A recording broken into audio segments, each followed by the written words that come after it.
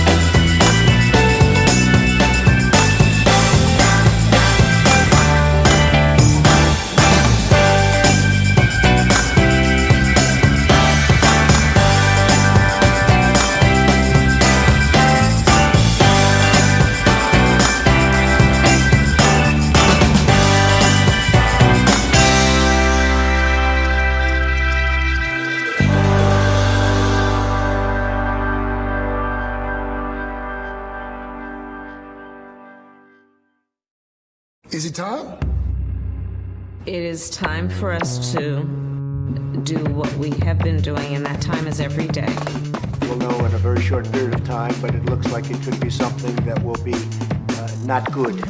Believe me, not good. I see issue with that. And again, hey.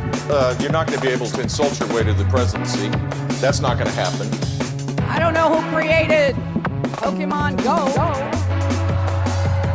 but I'm trying to figure out how we get them to have Pokemon go to the polls. I'm Ted Cruz, and my pronoun is kiss my ass. So when you think about it, there is great significance to the passage of time in terms of what we need to do to lay these wires, what we need to do to create these jobs.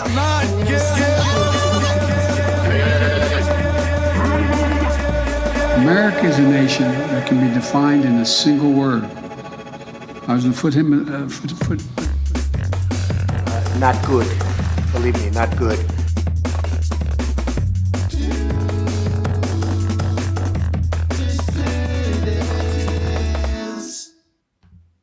Hello, dissidents. Welcome, one and all, to a special 2 p.m. Tuesday matinee edition of the Do Dissidents podcast. Keaton Weiss here with Russell Dobular. Hello. Pleasure to see you all here as winter turns to spring. As you guys know, we got hammered with a major snowstorm here in the Northeast, and now it sounds like it's raining outside because it's getting so warm that all the snow is melting off the roof, and it actually sounds like rainfall out there, but the birds are chirping, the bees are buzzing. Yeah, when I first got back, it was nice and warm. Now it's winter. Now it's fucking freezing. Yeah, but like it'll come back. Space heater weather. Yes. It is space heater weather because you never know what the day is going to bring now this time of year. We want to send a shout out to our dissidents in Baltimore. That bridge collapse is quite the thing. There are rescue operations underway. When you watch the video, we might get more into this tomorrow. I meant to pull some video, but our exhibit library is full here on StreamYard. But it's wild. The lights turn off and it just veers off course and then smashes into one of the, what do they call those on a suspension bridge? Or is it a suspension bridge or what kind of bridge is it? I don't know. I forget, in school you'll learn the different kinds. Yeah, the big chunk of concrete that holds the bridge up. Yeah, tower. And really a horrible thing. So yeah, that is something. So we hope all our Baltimore area folks are safe, because I know they're running rescue operations in the water now. They say like trucks and tractor trailers slid off the bridge. I mean, you hate to say it's lucky, but it is in a way lucky that happened in the middle of the night when there's way fewer cars on the bridge than there would have been had it happened in rush hour or midday.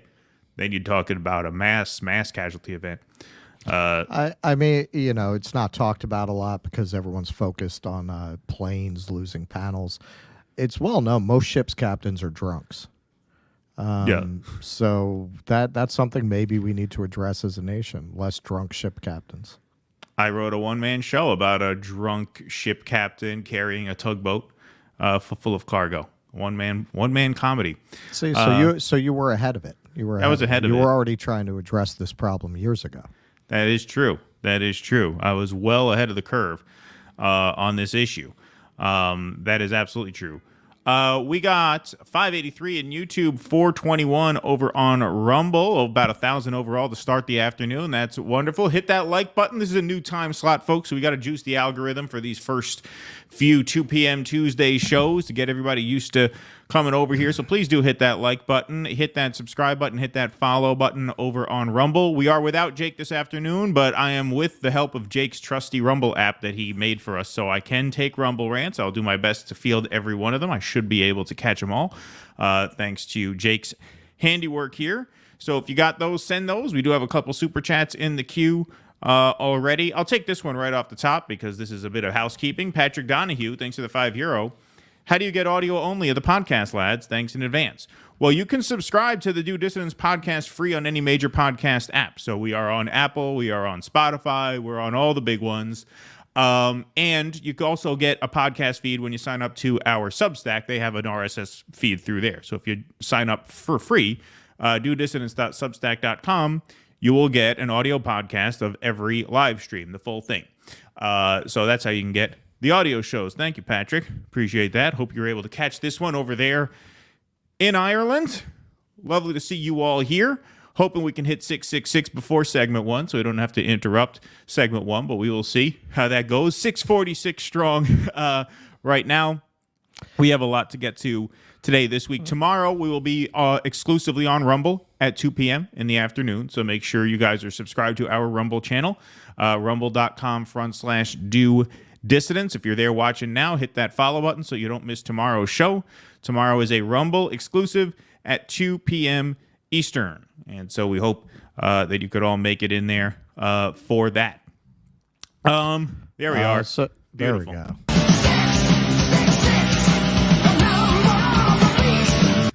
Nice.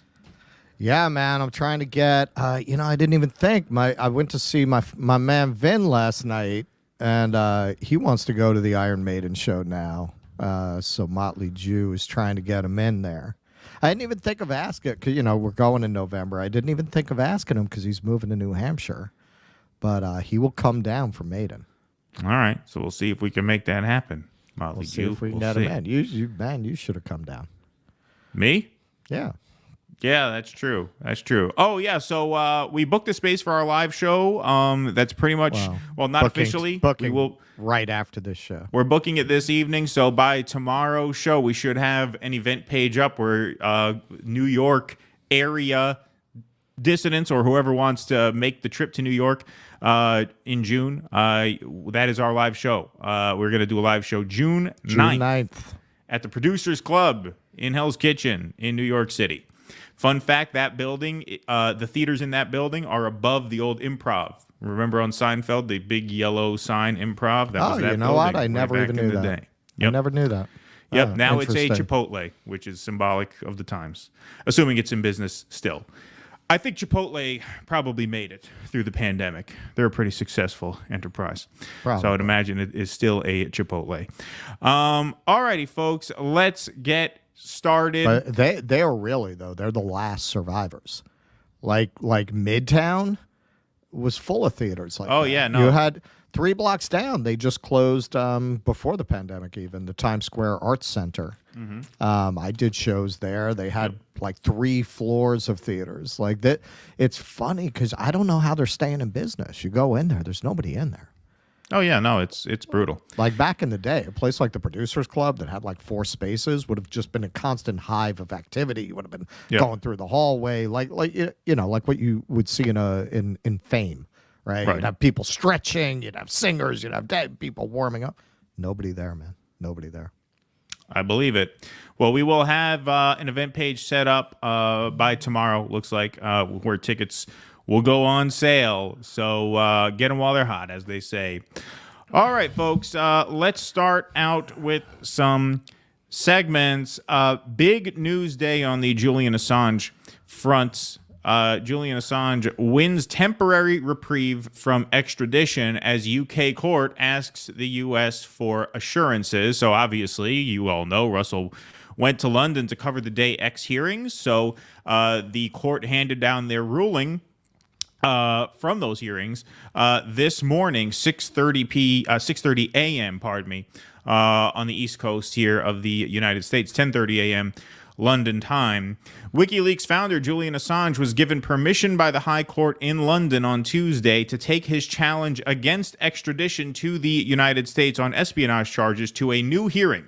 The court ruled that Assange could pursue his appeal at a full hearing unless the U.S. provided satisfactory assurances, quote unquote, on the questions of whether he was able to rely on the First Amendment of the Constitution and whether he could be subject to the death penalty. It added that he should not be prejudiced at trial or sentenced by reason of his nationality.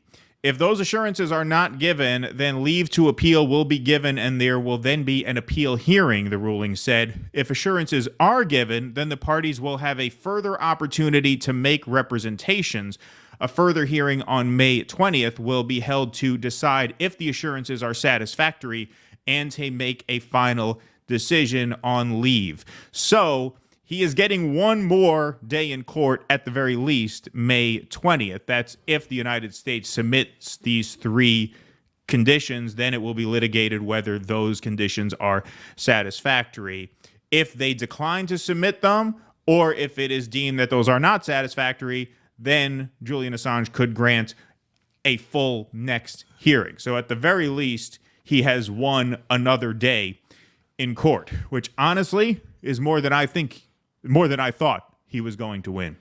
A court in London, this is from the WikiLeaks account at 8:06 Eastern Time this morning, has granted Julian Assange the right to appeal his extradition only on limited grounds. The U.S. only has to provide certain assurances that are accepted by the judges for the U.K. to then grant extradition. The concerns that arise under these grounds may be capable of being addressed by assurances. These are the same ones that are in the article: that the applicant is permitted to rely on the First Amendment, that the applicant is not prejudiced at trial, and that the death penalty is basically going to be off the table. Here is Julian's wife, Stella, making an appearance outside of the courthouse. This was the site of the Day X hearings and the site where the ruling came down. And so here she is this morning speaking about this ruling and the next steps. Julian is just a few days away from the 5th anniversary of his arrest and imprisonment in Belmarsh prison. He has been in Belmarsh for 5 years without conviction, and the charges against him are to punish him for publishing the truth, for publishing evidence of the war crimes committed by the country that is trying to extradite him. Now, the UK courts have invited the United States to issue assurances. The Biden administration should not issue assurances. They should drop this shameful case that should never have been brought. Julian should never have been imprisoned for a single day. This is a shame on every democracy. Julian is a political prisoner. He is a publisher, and he is being published for expressing his political opinion, for expressing freedom of the press in its purest form. Free Julian. I ask everyone to rally behind him and call for his freedom, call for the Biden administration to drop the case and support House Resolution 934 before the U.S. Congress to drop this case. Thank you. Okay, so like I said, I was expecting the worst this morning, and so this is good news compared to that, obviously.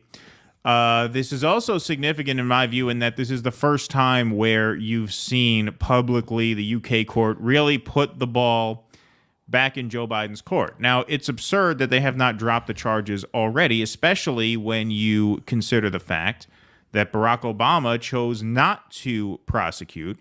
It was Trump who allowed this to happen. It was Mike Pompeo who twisted his arm into this, obviously.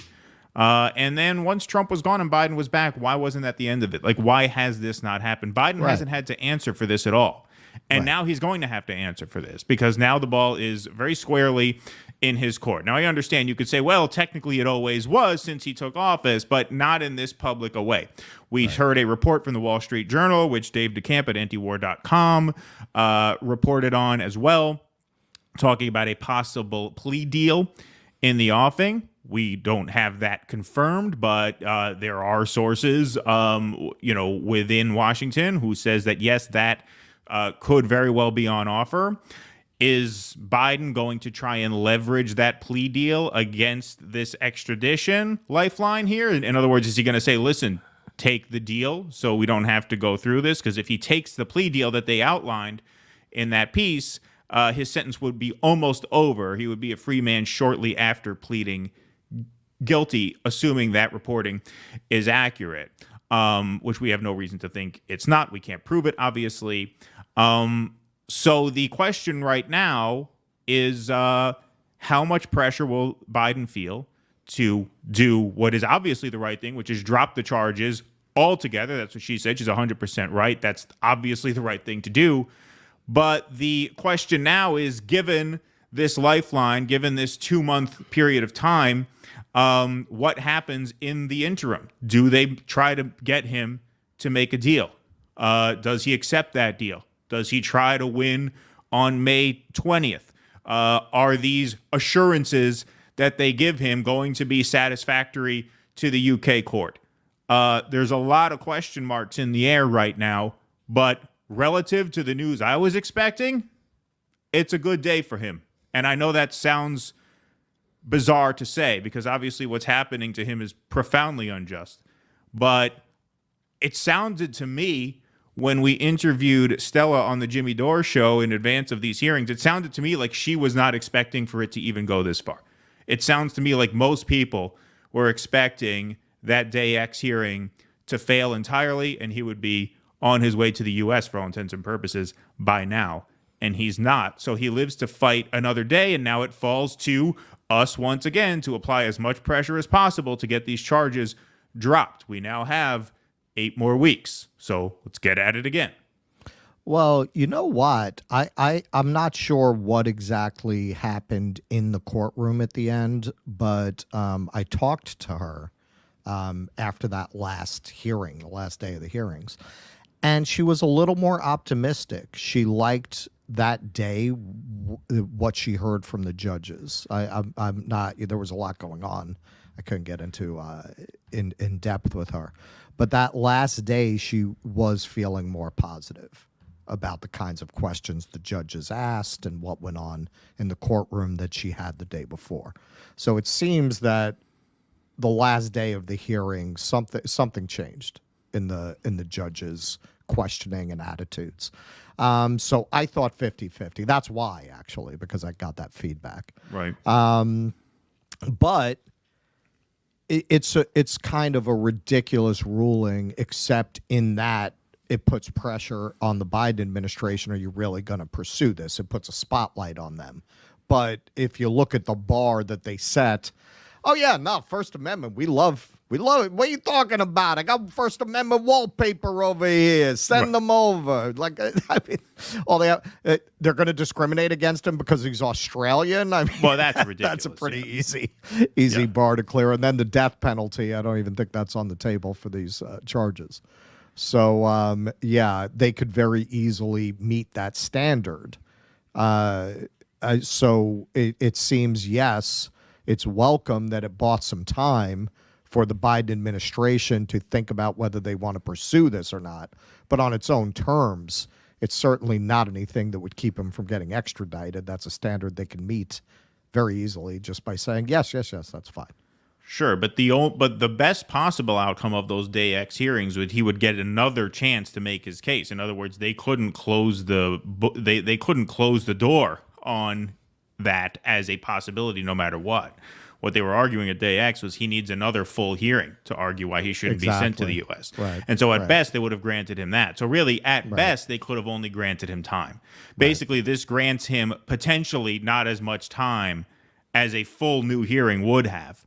Right, that probably would have bought him another year or so, because I forget what the period of time was between the previous hearing and Day X. So he was bought less time than he could have been, but more time than I expected. And so on balance, look, now the significance of this is now this falls squarely on Joe Biden's shoulders. And, to an extent it always has. But now in the public eye, all eyes are going to be on him vis-a-vis this case for the next 7 weeks. And I don't think there would even be rumblings of a plea deal if the Biden team were not under some kind of pressure not to let this, get morbidly ugly. I'll just say that. Like, they do not want, I don't think, between now and November. I think we can say that. They're for afraid he's going to die. He's going to die. Yeah. Before November, and then they're going to have to try to explain that. This is why when people say, "Oh, well, you have to elect Democrats," why? I think Trump would be as, if not more, likely to just let it go as Biden. But now they're losing the election. The spotlight is on them. Hopefully that'll give them pressure. And we made it clear when we covered the possible plea deal, rumored plea deal the other day. We have no judgment. That's really up to Julian and Stella and their team. Oh, absolutely. What they want to do. But it would be a very dangerous precedent for freedom of the press if acknowledgement of guilt in this case were to go on the books. That's true. That is true. On the other hand, the choice could be, do you want them to set a dangerous precedent and torture this man to death, or do you want them to set a dangerous precedent and have him get to go home? I mean, tragically, those are looking like the only two choices at the moment. But this does buy some time. I don't think this would have happened at all. I don't think he would have been granted this lifeline if Biden were not under pressure. I think the fact that this plea deal is out there as a possibility is good evidence that they are feeling the heat on this a bit. Because don't forget, it's not just guys like us who are saying these charges should be dropped. The New York Times has come out and said these charges should be dropped. Like mainstream liberal publications. Rachel Maddow, right, exactly. This is not like fringe opinion that you can only get here. I mean, we're the only people who will give it, we are among the only people who will give it the airtime it warrants. Right. But if you ask the New York Times editorial board, they'll say, yes, these should be dropped. Right. And so does Biden really want to get on the wrong side of them in addition to every other problem he has right now? Or would he rather get this issue behind him as peacefully as possible if it means a plea deal, or ideally, obviously, we all know, it goes without saying, in a just world, these charges would have never been brought in the first place. One of the things they really have going for them on the positive side, it's an election year. Yes, that is true. That's absolutely true. All right, let's take some super chats and some Rumble rants. Nocturnal Human, here's $1 for JakeBot, our friendly artificial intelligence. Did Jake make a mod bot over on Rumble? I don't know. It wouldn't put it past him. I don't know how he would. I don't know. Moscow terror attack. We know ISIS wasn't responsible because the perps fled scene in a Renault, not a Toyota truck. Yeah, am I right? Come on. Good one. RB Ham, thank you for that. Let's go to a couple of super chats here. Hobbs 45. During the Crusades, the Middle East was violated, pillaged, and plundered in the name of higher ideals. Thank God we have evolved past this. Yeah. Good one. Let's get that cowbell out for Back from the Road. Thank you, Back from the Road, for the $49.99. That's very generous of you toward y'all's Chicago trip. Do something good with it. We will. Thank you, Back from the Road. Appreciate that very much. Yeah, there you go. Russell's already got a few ideas, as you can see. Okay, let's go on to this one. This is a little bit milder. This is more of a comedic segment. We'll lighten the mood a little bit. Okay, so you guys know who Ronna McDaniel is, right? The former RNC chair who now has a job at NBC. She went from doing propaganda for the government to getting a job at a media organization. Unprecedented in American history, folks. This is a first. This is earth-shattering news if you take Chuck Todd's word for it. Yeah. My heart stopped when I heard it. Just unbelievably, just like I said, I mean, who ever heard that this happens? Here's Ronna McDaniel being grilled by Kristen Welker about Americans' view of the 2020 election, and should Ronna McDaniel be trusted as a contributor given her support for Trump through that ordeal? Quickly, Ronna, before I let you go, you seem to be changing your tone as it relates to Joe Biden being legitimately elected. Why should viewers, why should people trust you believe what you're saying right now? I don't think I'm changing my tone at all. But why should people trust what you're saying right now? One, I will say this. Kristen, voters right now in this country are going to be making a choice in November, and they don't care about 2020. Republicans and Democrats. A lot of people see it as fundamental to the country's democracy. I think there's no. The morons who watch Meet the Press see it as fundamental to our democracy. Yes. Actually, Ronna McDaniel's absolutely right. Yes. Most people do not give a shit about this anymore. And every poll will tell you that. Every single poll will put this issue nowhere near top of the list. It doesn't even register in many of them. Economy, border, Israel. These are the things that are mattering to people. This is, like I said, this is just red meat for the NBC base. And notice I said NBC. Notice the logo in the bottom right. This is important. This will come up later. This is on Meet the Press, which is not MSNBC. This is the NBC Sunday show. McDaniel is an NBC contributor. That distinction will become important as this segment goes on. Thinking about inflation, the border, crime, their kids' schooling. All right, so dive right in. Ronna, before I let Sorry, I was mid-sip there. I missed the beat. See, that was not very pro of me. I shouldn't have sipped the water. That's why you didn't make it as a musician, man. Your rhythm is off. Your rhythm is off. Yeah, exactly. Okay, so that's the interview. Now, later on Meet the Press, Chuck Todd thought he would stick his neck out and go to bat for Kristen Welker and insist that the head of NBC News owed her an apology for setting her up with a, checks notes, political operative turned media contributor. Because why would you be versed in how to handle that? Like I said, this is an unprecedented situation. It's not like Michael Steele went from running the RNC to NBC News. It's not like Jen Psaki went from being Biden's press secretary to having her own show on NBC or on, I'm sorry, MSNBC. It's not like Nicole Wallace went from being George W. Bush's press secretary to having her own show on MSNBC. So Chuck Todd really goes to bat, really plays the hero here, and calls out his bosses. Very courageous move. Dive right in. What were your takeaways? Look, let me deal with the elephant in the room. Yeah. I think our bosses owe you an apology for putting you in this situation, because I don't know what to believe. She is now a paid contributor by NBC News. So I have no idea whether any answer she gave to you was because she didn't want to mess up her contract. She wants us to believe that she was speaking for the RNC when the RNC was paying for her. So she has credibility issues that she still has to deal with. Yeah. Is she speaking for herself, or is she speaking on behalf of who's paying her? Once at the RNC, she did say that, hey, I'm speaking for the party. I get that. That's part of the job. So what about here? I will say this. I think your interview did a good job of exposing, I think, many of the contradictions. And look, there's a reason why there's a lot of journalists at NBC News uncomfortable with this, because many of our professional dealings with the RNC over the last 6 years have been met with gaslighting. Right, because she's the first Republican operative to ever criticize the media. I don't know if you knew this, but Republicans never bitched about the media until Ronna McDaniel took over the DNC.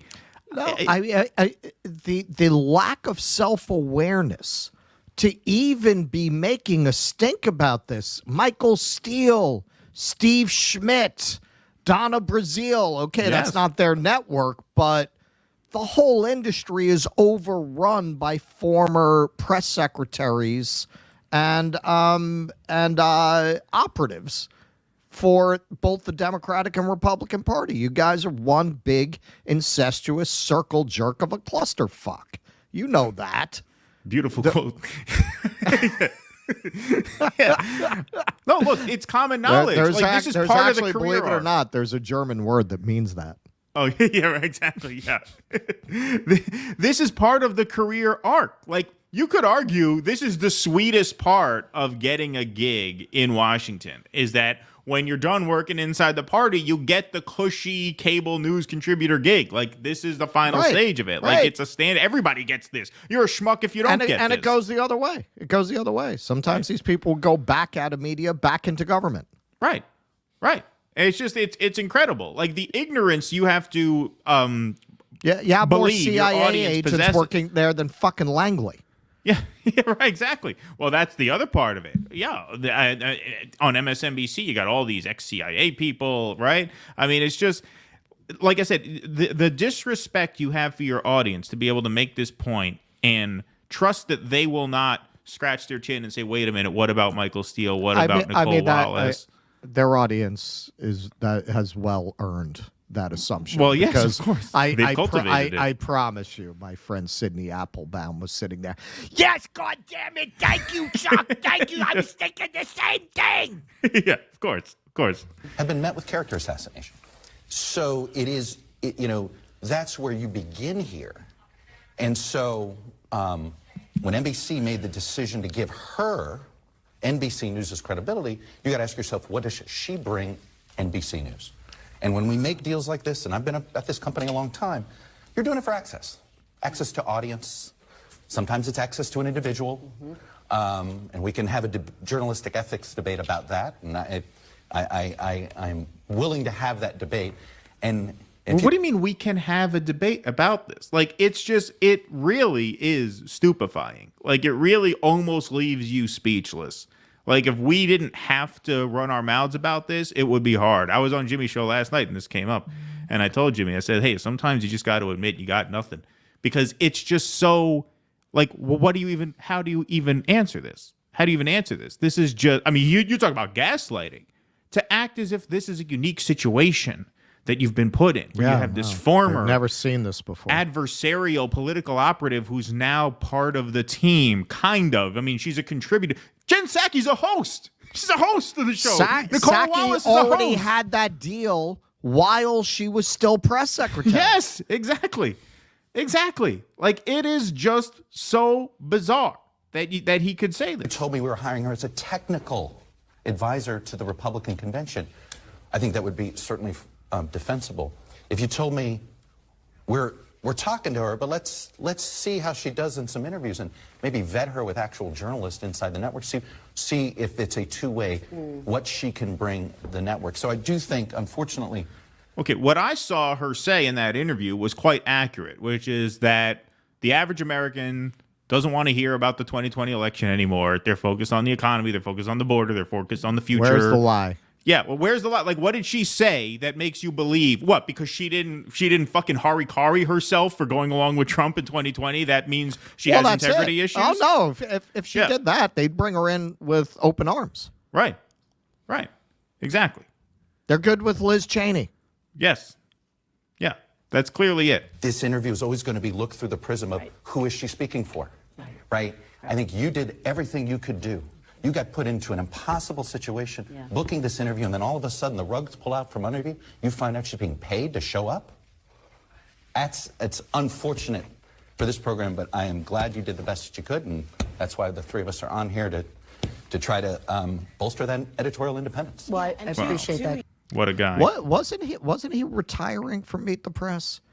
I thought he was. Well, she's the host now, right? And I guess he's just on the panel. He hosted it for a while. He's not hosting anymore. I guess they just called him in. Yeah. He is really. I've long said this, and this is not the fucking brain trust over there at NBC. He is one of the dumbest motherfuckers to ever sit in an anchor chair. Yeah. I mean, that was Exhibit A for that case, for sure. Here is like him and Thomas Friedman should really have a contest for who has the lowest aggregate IQ. Yeah, right, exactly. I would like to see Chuck Todd's Animal Planet, essay that he submits to the New York Times or the Washington Post, whoever they are in with more over there. NBC's McDaniel mess threatens to explode. At NBC, this from Politico. The uproar inside NBC over Ronna McDaniel's hiring spilled into Monday morning as more of the network's top personalities denounced the deal with the former RNC chair. So once again, that was on NBC, Channel 4, Basic Cable, Meet the Press, The Sunday Show. On Monday, that's when the MSNBC hosts were all back at work since they mostly take the weekends off. So now you get the real brain trust of the Morning Joes and Nicole Wallace's, and, of course, the Rachel Maddows, which we'll get to in a second. Into Monday morning, as more of the network's top personalities denounced the deal with the former RNC chair, escalating a battle over the relationship between powerful media companies and Donald Trump's loyalists. The decision to hire McDaniel, which was unanimously supported by top network executives, has already divided and destabilized one of America's most storied news organizations, with internal dismay flaring on text chains and Slack channels since the deal was announced late last week. The dissent broke into the open Sunday when the network's top political analyst, Chuck Todd, top political analyst, pilloried executives moments after McDaniel's first network appearance and interview with Kristen Welker on Meet the Press. Todd expanded on his comments, writing Monday on X, the issue isn't about ideology. It's about basic truth. Those trying to make this a left-right issue are being intentionally dishonest. This is about whether honest journalists are supposed to lend their credibility to someone who intentionally tried to ruin ours. Again, find me a Republican operative who has not attacked the media in the last 50 fucking years. It's as old as acne. Yeah, exactly. Like, to act as if that's at all unique is just bonkers. The on-air protests represent what could be a seminal moment in political media as news organizations continue to grapple with how to responsibly represent voices from the Trump right on their screens and in their pages without handing their platforms over to election deniers or bad faith actors who have attacked and attempted to discredit their own reporters. That's really what this is all about. It's all about these people have the ick factor on them, and we have to protect our audiences from them. And our audience will always pat us on the back for this, right? Well, and you know what? Now that I think about it, Sarah Palin aside, Nicole Wallace really did come out of an era where that open chumminess was really celebrated between the Republican operatives and the Democratic operatives. Like that was the height of people going gooey-eyed at the sight of Matlin and Carville being married, right? That's their ideal. That's their ideal, right? That those two are married. Two rich assholes belonging to different parties in a marriage. That's their vision of America. Right. Yeah, exactly. We weren't asked our opinion of the hiring, but if we were, we would have strongly objected to it for several reasons, Joe Scarborough said Monday at the top of Morning Joe, MSNBC's flagship morning broadcast, with co-host Mika Brzezinski adding, "We hope NBC will reconsider its decision. It goes without saying that she will not be a guest on Morning Joe in her capacity as a paid contributor." Network insiders are now watching to see if other hosts and contributors speak their minds as well, with eyes particularly peeled for MSNBC's primetime lineup Monday, where tentpole anchor Rachel Maddow is set to go live at 9 p.m. And as expected, she chimed in and gave the Emperor's thumbs down to Ronna McDaniel in terms of her MSNBC work. It's my understanding that MSNBC's leadership did not object to Ronna McDaniel being hired by NBC News when the matter first arose. But when the hiring was announced and MSNBC staff essentially unanimously and instantly expressed outrage, our leadership at MSNBC heard us, understood, and adjusted course. We were told this weekend in clear terms, Ronna McDaniel will not be on our air. Ronna McDaniel will not be on MSNBC. And I say that and give you that level of detail because there has been an effort since by other parts of the company to muddy that up in the press and make it seem like that's not what happened at MSNBC. I can assure you that is what happened at MSNBC. Ronna McDaniel will not appear on MSNBC. So says our boss since Saturday, and it has never been anything other than clear. And I will also say, if you care what I think about this, I will tell you the fact that Ms. McDaniel is on the payroll at NBC News, to me, that is inexplicable. I mean, you wouldn't hire a wise guy. You wouldn't hire a made man like a mobster to work at a DA's office, right? you wouldn't hire a pickpocket to work as a TSA screener. You have John Brennan on MSNBC. You have Nicole Wallace on MSNBC. John Brennan, who should be in prison for lying to Congress about spying on the Senate when they were investigating their torture programs. They hacked into Senate computers of sitting senators to spy on the investigation. And he lied about it before Congress. Yeah. I mean, put him on. The level of analysis is just so incredibly shallow. And that's why there is a special contempt for Rachel Maddow, because she's a Rhodes Scholar. She clearly knows. She knows better. Better than this. She clearly knows this is not the first time a compromised person has gotten a job at a media organization. Like, it's just so absurd. And so I find the decision to put her on the payroll inexplicable. And I hope they will reverse their decision. And it's not about, Democratic Party, Republican Party. It's not about partisanship. It's not about right versus left. It's not about being a political professional versus some other kinds of person. It's not about being mean or nice to journalists. Okay. That's true in a sense, not that last part. No, it's not about Republican or Democrat. It's about what the Republican Party is now versus your social class and the ethos of your social class. That's what it's about. She doesn't represent Steve Schmidt, Nicole Wallace, that pre-Trump Republican Party, as much as they were laying the ground for MAGA with Sarah Palin. It wasn't there yet. It wasn't there yet. They certainly had a lot to do with the Republican Party becoming what it is now, but going after the press in that way, it was still that very chummy, collegial, the West Wing kind of an atmosphere. Sure, it's not about her being Republican. It's about her being a certain kind of Republican. You don't want the world as it exists now represented on the airwaves. Indeed. It's not about just being associated with Donald Trump and his time in the Republican Party. It's not even about lying or not lying. It's about our system of government. Trump person, then that would be okay. And undermining elections and going after democracy. as an ongoing project. All right. Very good. Very good. That's enough, as they say.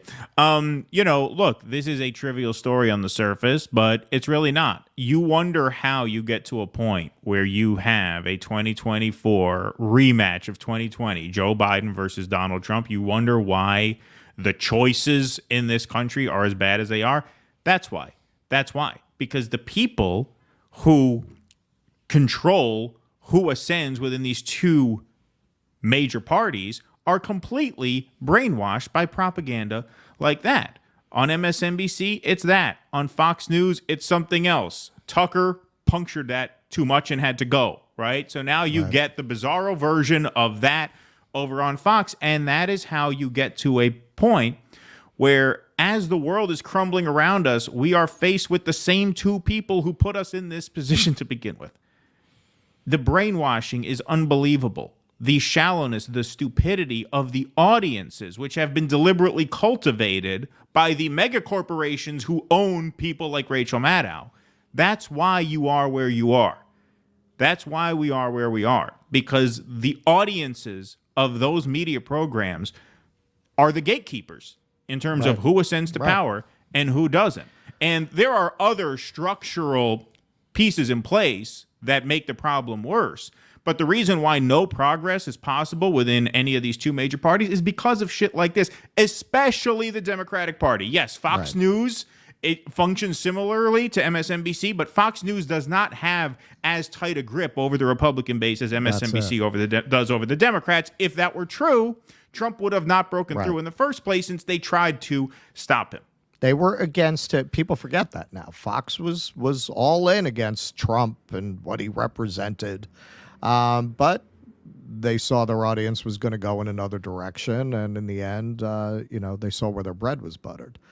But at this point, having gotten rid of Tucker, they've reverted back to form. It's we did that Tyson thing the other night. They're going back to what they were pre-Tucker kicking out the fence. The Hannity, the O'Reilly, right? Who cares? The culture war shit. We got a lot of it in the comments on our Tyson thing. Somebody said, I guess everyone sells out eventually. Yeah, we're selling out to the migrants. The migrants are stuffing money in our pockets here. So yeah, they're actually hosting next week. We're going to go to the Roosevelt Hotel and set up a studio there. We're going to let the immigrants host the show next week while Russell's doing the Jimmy Dore show. Yeah. Yes, Jose and Miguel will be here next week. They'll be on. Yeah, exactly. It's just absurd. And they went back to that. They went back to just ginning up culture war, anger, and resentment. Without Tucker, that's all they have. Tucker was this very unique voice. I'm curious. I haven't looked at it, what it's done to their ratings getting rid of him. Like with Tucker, you couldn't say it was just a reflection of MSNBC. But now it is. Now it's, which is what it was before. You had this little aberration where all of a sudden this anti-war populist voice emerged on that channel. But now they have none of that. Yeah, this is why when you talk to libs, they live in a parallel universe. They think this is reality, but unfortunately it is our political reality because the people most likely to consume this, those motherfuckers vote. They show up. And a lot of the people who tune it out, which is the majority of people, are politically apathetic or they've given up on bothering. So that's why this stuff has impact. Even if you look at the ratings of these stations, Fox is the most successful. But if you look at the numbers, it's not a lot of people. And it's a very narrow elderly demographic. But those people vote. Yes, and that's why it's important for independent media to have a focus on this. Like, part of the role of independent media is to dissect and pick apart corporate media to get people off of it and onto media like this, right? That's the purpose of our independent media. There's a lot of independent media that's auditioning to be the next wave of. Well, that's what I mean. Media. That's the purpose. That's what should be the purpose. Report. Yeah, exactly. Yeah, good point. Sparky, Newsom Kushner 24. Thank you, Sparky. There you go. Kirch Key Bridges. Do you now see how fragile things are? Anything can be compromised and exploited. Pay attention. Stuff is about to get weird. About to get? Yeah. Yeah. We didn't even get it. We're not even getting into the P. Diddy story today. That's right. No P. Diddy today. We might get into some of that on Rumble tomorrow. Some of my best laughs insights are from DD lately. Thank you, Elizabeth. Thank you. We appreciate that. Thank you very much. You need to get a better circle of friends. Thanks, Amadeus, for the $5 Canadian. Apologies. I meant you should have Dr. David Oulalu on your show, or vice versa. Okay, I will look him up, Amadeus. Thank you. Says P. Walker, former RNC head seen as more trustworthy than Meet the Press journalist, sports and weather. Yeah, at 11. Yeah. Derek P., the imbecile in the room, talking about the elephant in the room. That's a very good way to put it. Scott George, T. Friedman, surely you jest. He's a loser. Well, that's what he meant. He meant Chuck Todd and Thomas Friedman should, team up. That would be like a contest of the minds between the patients in the background in One Flew Over the Cuckoo's Nest. Right. Yeah, exactly. Wolves are cool. RE 60 Minutes interview of AMLO. Speaker Johnson said, "We are the USA. Mexico will do what we say." AMLO, no. We cooperate. US does not dictate. 60 Minutes, are you a dictator? Interesting. That might be worth watching for this week, too. Dave Morrison show care. If Elvis were indeed Jewish, he'd have Keaton's rhythm. Good one. Should call it throwback. Yeah. Throwback to Sunday. Callback. Callback. That's right. Callback, not a throwback. All right, we'll do the patron scroll after this following segment here. But let's do a story about Donald Trump and Israel, because we notice that things are changing. When Alex Jones and AOC are both using that G word to describe Israel's assault on Gaza, that lets you know that we are in a moment of political flux. And Russell pointed this out on the last show, and we've said this, going back a while now. Trump, he can't be trusted to turn his back on Israel. But then again, he is a wild card. There is a randomness factor with Donald Trump. And so Trump did an interview for Israeli TV this week, most of which has not been released. There is a short clip that we'll play in a moment. But ABC News did a write-up on this. Trump appears to blame Israel for anti-Semitism, says Israel made a very big mistake. Former President Donald Trump appeared to blame Israel for anti-Semitism, saying Israel made a big mistake in its response to Hamas's attack on October 7th and is, quote, losing a lot of support from around the world. But he also noted that he would have responded very much the same as Israel did against such an attack.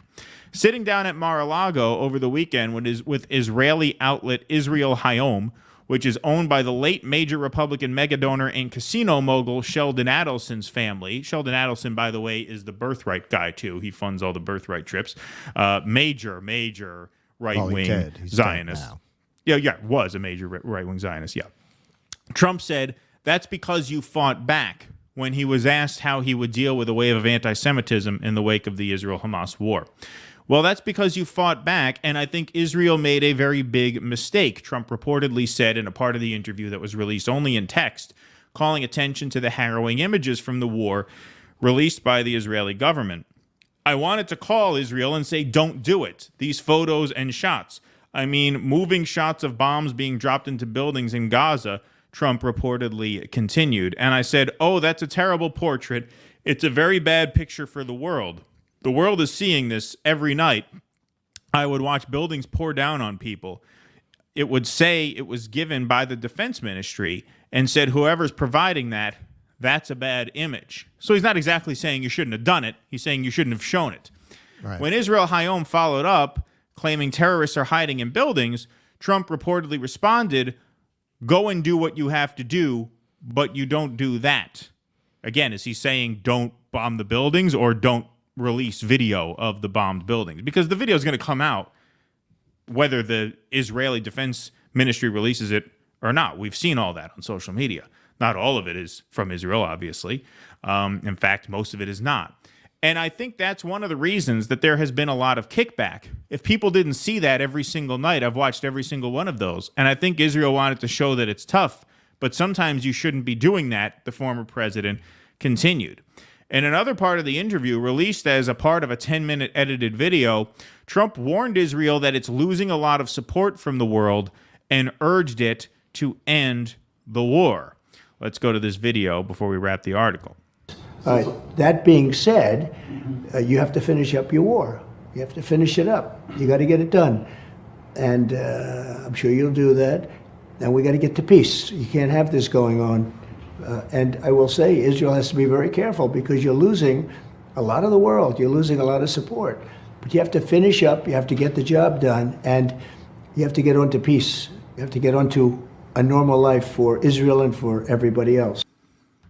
Okay, and the last piece of this article that I'll read. The Trump campaign released a statement to ABC News on Monday night saying the former president has made clear he fully supports Israel's right to defend itself and eliminate the terrorist threat. He also believes that Israel's interests will be best served by completing this mission as quickly, decisively, and humanely as possible so that the region can return to peace and stability. So you have here kind of a follow-up to, Russell, what you were saying, which is not that Trump has any real convictions one way or another. If you notice, the emphasis seemed to be, and I'm assuming this video will come out so we'll get a better picture of what exactly he meant, but from reading that, what he seems to be worried about is that the video and the images are bad PR and that they should have, kept that under wraps? Of course, that's absurd. Well, I don't think can't that's keep what it he's under wraps. saying. I think he is saying they shouldn't have done it. Because, is that? I think so. You know, it's hard to tell from a quoted piece in a write-up. Like I said, we'll have to see the video. I'm looking at it in context, and also I've mentioned this before. You know, Bob Woodward wrote a book about the early couple of, I think it covered the first couple of years of the Trump administration, where he tells a story about how Trump was very disturbed by calling Gold Star families. I think he's squeamish about war, about that kind of mass death. It's one thing to fuck contractors. It's another thing to commit a genocide. I honestly don't think he's comfortable with that kind of evil, that level of evil. People who have decided to make a career in politics, even if you start out with good intentions, it's the old road to hell, right? To really get ahead in politics, but you are so morally compromised by the time you're a national politician that whatever part of you might have been disturbed by things like that has been put in a box in the back of a closet somewhere. Right. I think for Trump, he just is not. He's not bred as a politician. He's a New York real estate scumbag. That's a much lower level of evil than somebody who's going to lead the so-called free world. Yeah, I mean, I see what you're saying, and, you know, I suppose it's hard to pass final judgment until we actually see the video and the whole conversation, which I'm assuming will be out over the next few days, which we'll probably cover later in the week, if not Sunday. But, you know, like that quote there, you do what you got to do, but you shouldn't do that. Again, a lot of what Trump says is like vague on purpose. This is how he's been able to draw a lot of support from a lot of different places, because he's able to exude certain sentiments without getting specific as to where exactly he falls on the issue. Like, yes, I think Trump prefers peace to war in ways that, you know, I mean, fuck Joe Biden. We don't even have to talk about Joe Biden. In ways that Jake Sullivan surely doesn't. In ways that Tony Blinken surely doesn't. Right? So I think there's truth to that. On the other hand, when he said, you do what you got to do, but don't do that, that sounds like a mobster saying, yeah, you do what you got to do. Just make sure nobody finds out about it. Yeah, you know? I don't take it that way. I think it bothered him. Overall, he's saying it's bad PR. Right. But I honestly think you also, look, mechanics, this isn't true everywhere, but in New York, mechanics are notorious for ripping you off. Right. A lot of the accusations people make against Trump are basically like saying, well, this guy was a mechanic who ripped people off, so sure, he's evil and going to be comfortable when you tell him to go murder a bunch of people. You know? Go grab Jim the mechanic and be like, listen, I want you to blow up Gaza. What the fuck? What are you talking about? Right. That's how I read him, man. I think he's not comfortable with this side of politics. And I also think, look, I mean, give him his due, man. Because he's not ensconced in Washington, I think he has more latitude to just see the obvious. Like, in terms of the PR here, of course. Like, You shouldn't have done this. This is very bad for you. Well, also, I mean, we're getting into the weeds a little bit, which is fine. But if you zoom out to 30,000 feet, the fact that the presumptive Republican nominee for president is warning Israel that the world is losing them, or that they are losing the world, that's historic in and of itself. That represents a major sea change. Since when do you ever think a Republican, I mean, even Democrats don't do it, but a Republican especially, you think they would ever be on TV? You think Mitt Romney would ever go on TV and tell Israel, hey, you're losing the support of the world? Not in a million fucking years would you ever expect to see that. Well, and that's what I mean. He's not ensconced in Washington, and he's not politically dependent on people who are. His people, not only don't they care what the talking heads on NBC say, they don't even care what they say on Fox. Right. So he's completely free to say things like that. His political success does not depend on pleasing the people who frame those narratives. Exactly. Well said. All right, we are well past 666 on Rumble, and we still owe them a drop. Thank you all very much for being here today. If you want to help keep this show going, you can go to patreon.com/do dissidents and become a member of the program. Perks of becoming a member include your name up in lights here on the Patreon scroll. You also get call-in access to our weekly post-show Q&As every Sunday night on Rumble. You also get access to 2 supporter-exclusive streams per month. Our second one will be sometime this week. We'll have to finalize that and announce that tomorrow.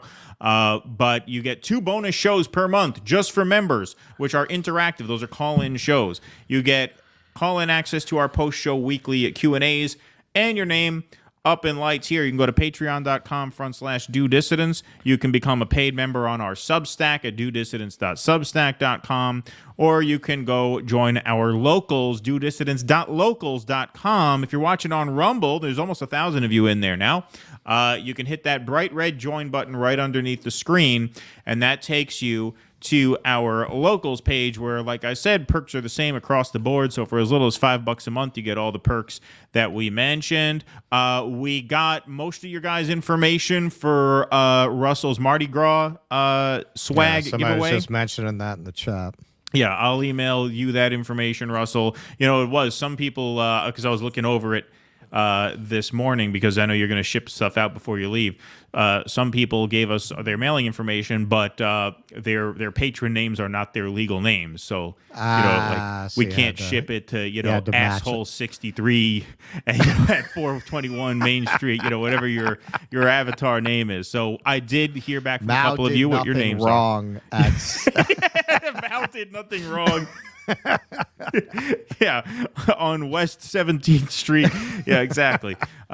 So if you have a Patreon account or a Substack or a Locals and you don't have your full name on file with us, make sure you do that so that we can send you your stuff. But Dr. Nick told me his full name. Don't worry, I won't dox you. And so did Pretery. I got your name too. Don't worry. I put that skull in the other room to keep it safe. Beautiful. I am a whirlwind of chaos. Things tend to break around me. Yes, there you go. So Look, if any of you guys... I just brought this back. It's already fucked up. Oh, it's you already chipped it? Yep. Yeah. So those prizes are getting sent out this week. So if you're signed up under an alias or something, make sure you give us a real name so the mailman doesn't turn it around and send it back to Harlem while Russell's in L.A. Because, Russell, you will be hosting the Jimmy Dore Show from when to when? We got another marathon stint coming up. That is going to be from this Monday through the following Wednesday. So I'm not sure what dates those are. I think that's like the 1st to the 10th, basically. Cool. Excellent. Yeah, the Jimmy Dore Tour going to Europe, and Russell will be in L.A. hosting those programs. All right, let's go to a couple of super chats here. Make sure I got this. The amazing Blumpkin. What's that again about his network's credibility? Yeah, as if NBC is a bastion of credibility to begin with. Indeed. All right, let's get the cowbell out again. We got another big one. Damn, yo. From me, myself, and I love this one. Christ is king. You spit that at us? You spit that out at us? Christ is king? Thank you, me, myself, and I. Appreciate that. Back from the road, thanks to the $4.99. Trump wants peace so he can go back to claiming Middle Eastern peace with his Abraham Accords, but a peace without justice is not a peace worth having. Well, we're going to get to a little bit of that in the Marianne piece that we have. Yeah, we're not saying oh, Donald Trump, man, right of return, right? But he's I think it's complicated with him when it comes to issues like this. Yeah, I mean, like I said, ultimately Trump is all about being liked. He wants to be like that's what makes Trump very that's what makes him weird. That's what makes him stand out, is that he wants to be liked. So in that sense, he actually does kind of want what's best for the country because he wants the country to love him. He wants people to like him. Like it's motivated by ego and narcissism, not by altruism. But like I genuinely think he wants the economy to do well so that people will have money in their pockets and like him for it. Whereas these New World Order types, these just faceless bureaucrats, the Victoria Nulands, the Jake Sullivans, the Anthony Blinkens, the Lloyd Austins, the Janet Yellens, they don't give a shit. Like they're just operating on another level. They see themselves as part of this global order. And that global order is designed to be unaccountable to their own population. That's the whole point of it, right? And so they are different in that way. All right, let's move on. Speaking of the rest of the world, finally, folks, the United Nations was able to pass a ceasefire resolution. Like I said, talk about the tides starting to turn. The United States did not vote for this. There's our representative voting present, but they did not veto it. It was allowed to go through. From Reuters, the United Nations Security Council adopted a resolution on Monday demanding an immediate ceasefire between Israel and Palestinian militants Hamas after the United States abstained from the vote, sparking a spat with its ally Israel. The remaining 14 council members voted for the resolution proposed by the 10 elected members of the body, but that also demands the immediate and unconditional release of all hostages. There was applause in the council chamber after the vote. This resolution must be implemented. Failure would be unforgivable, UN Secretary General Antonio Guterres posted on social media. So here it is from Nico House's Hotspot Project here. Breaking: UN adopts ceasefire resolution for Gaza. 14 countries voted in favor, with only the U.S. abstaining. Moscow's UN representative Nebenzia added that Russia tried adding the word permanent to the resolution, only for it to be met with stiff opposition from the United States. So that ended up being swapped out for sustainable, not permanent. Reports are that Israeli Prime Minister is so furious by the result that they canceled their trip to Washington, which we'll get to in a moment. But here's the roll call. Those in favor of the draft resolution contained in document S/2024/254, please raise their hand.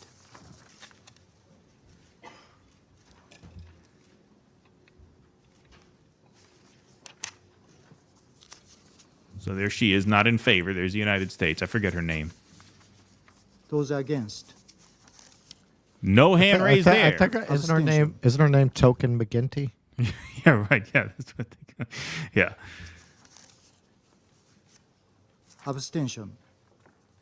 And there goes the hand. So you notice she did not raise her hand to oppose it. That's why this actually passed.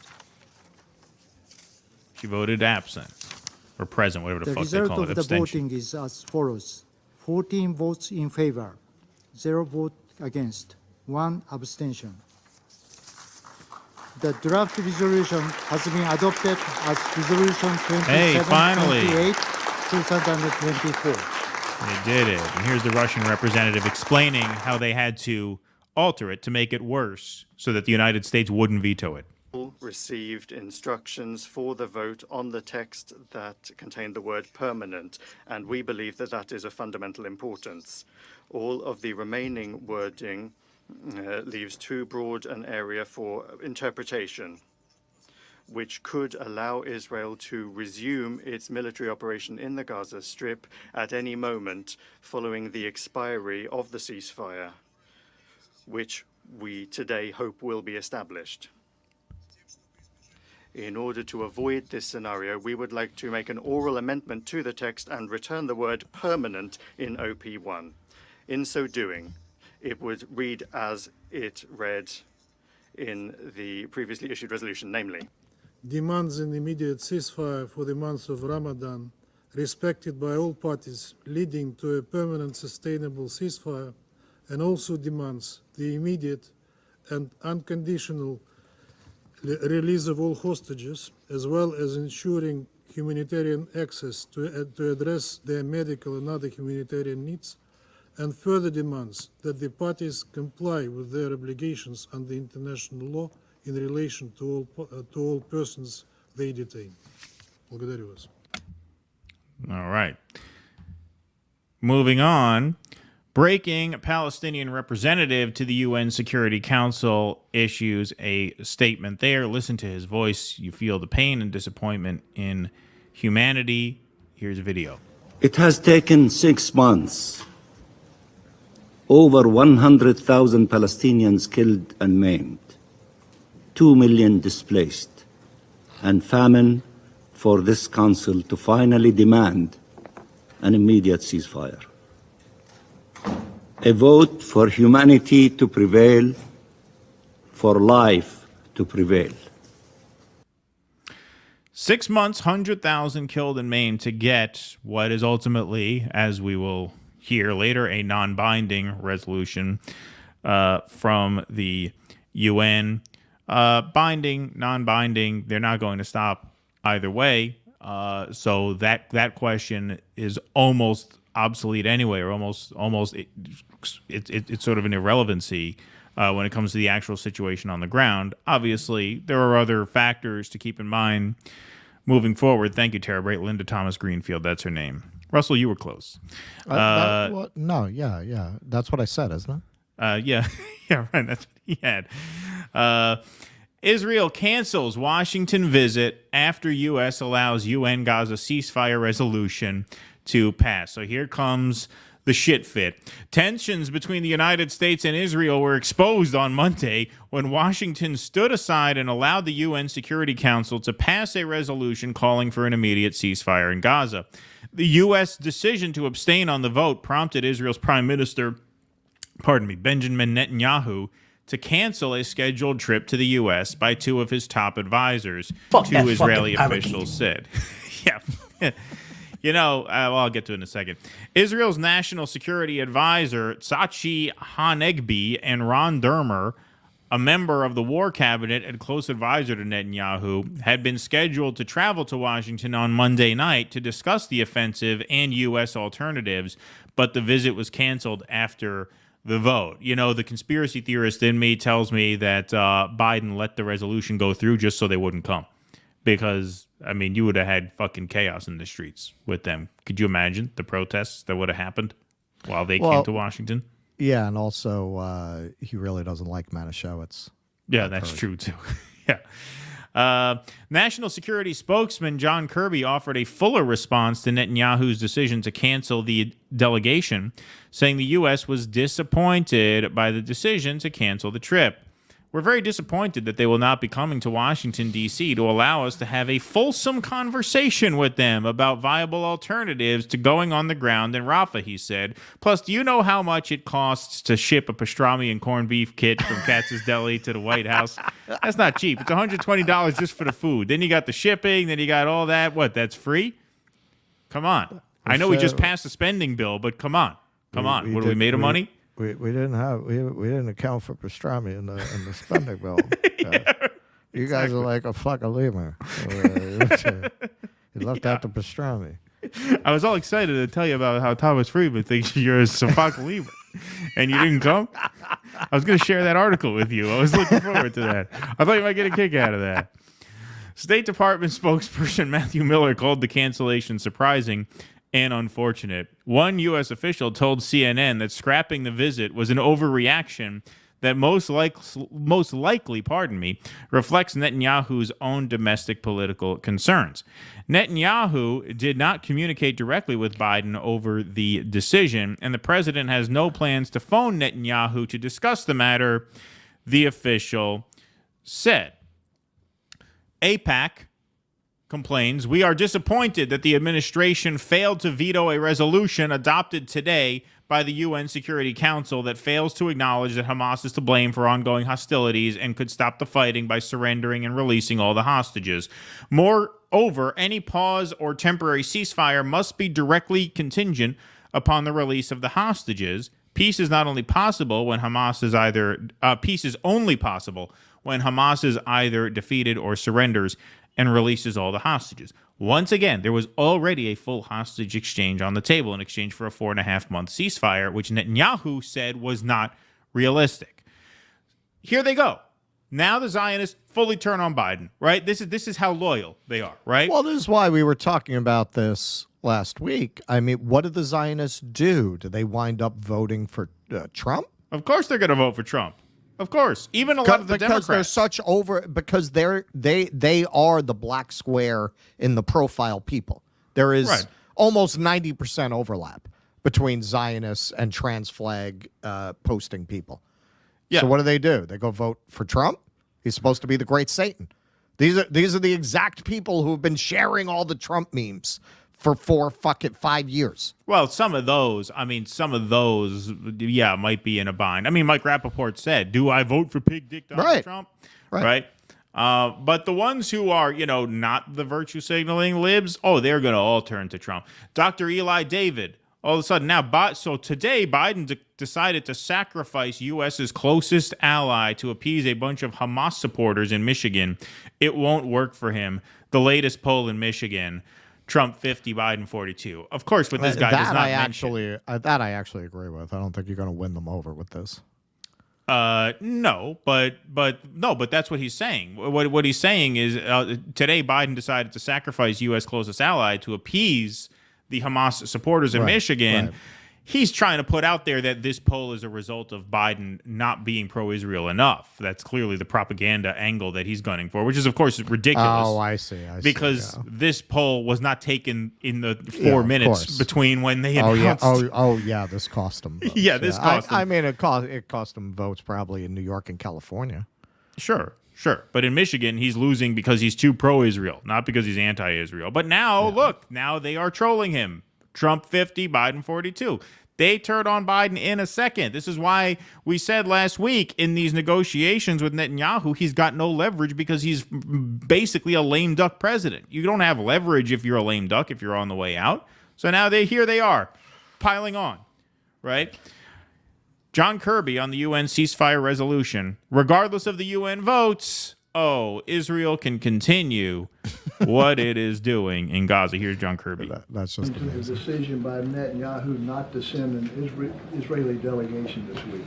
I got to tell you, Steve, we're kind of perplexed by this. A couple of points that need to be stated and, in fact, restated. Number one, it's a non-binding resolution, so there's no impact at all on Israel and Israel's ability to continue to go after Hamas.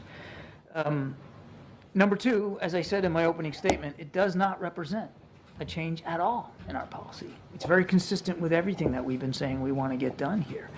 And we get to decide what our policy is. The Prime Minister's office seems to be indicating through public statements that we somehow changed here. We haven't.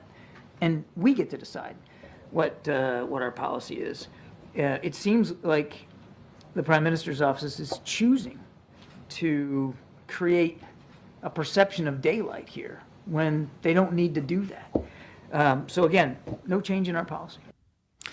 Okay, they're not going to be able to thread this needle because Netanyahu will accept nothing but absolute fealty. Now, you could say it's true that the policy has not changed. We just passed a spending bill. We're going to fund them more.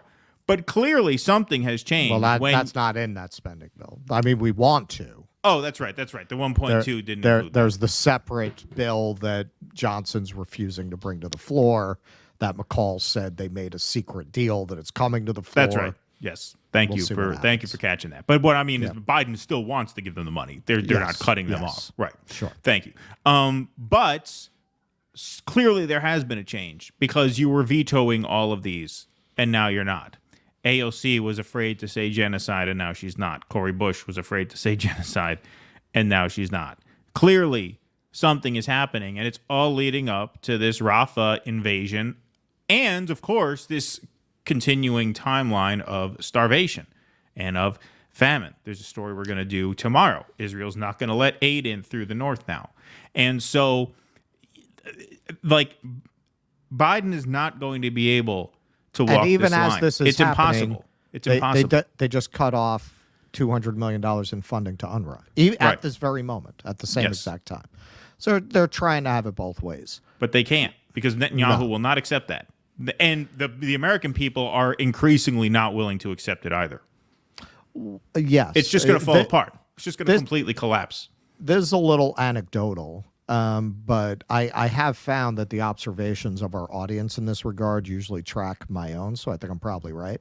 If you notice, all the nutty Zionists that you know personally, not members of the JDL, but just that you know, they didn't say shit about this UN vote. Right. They didn't say any. They were all up in arms about the ICJ. Now it's becoming more and more clear.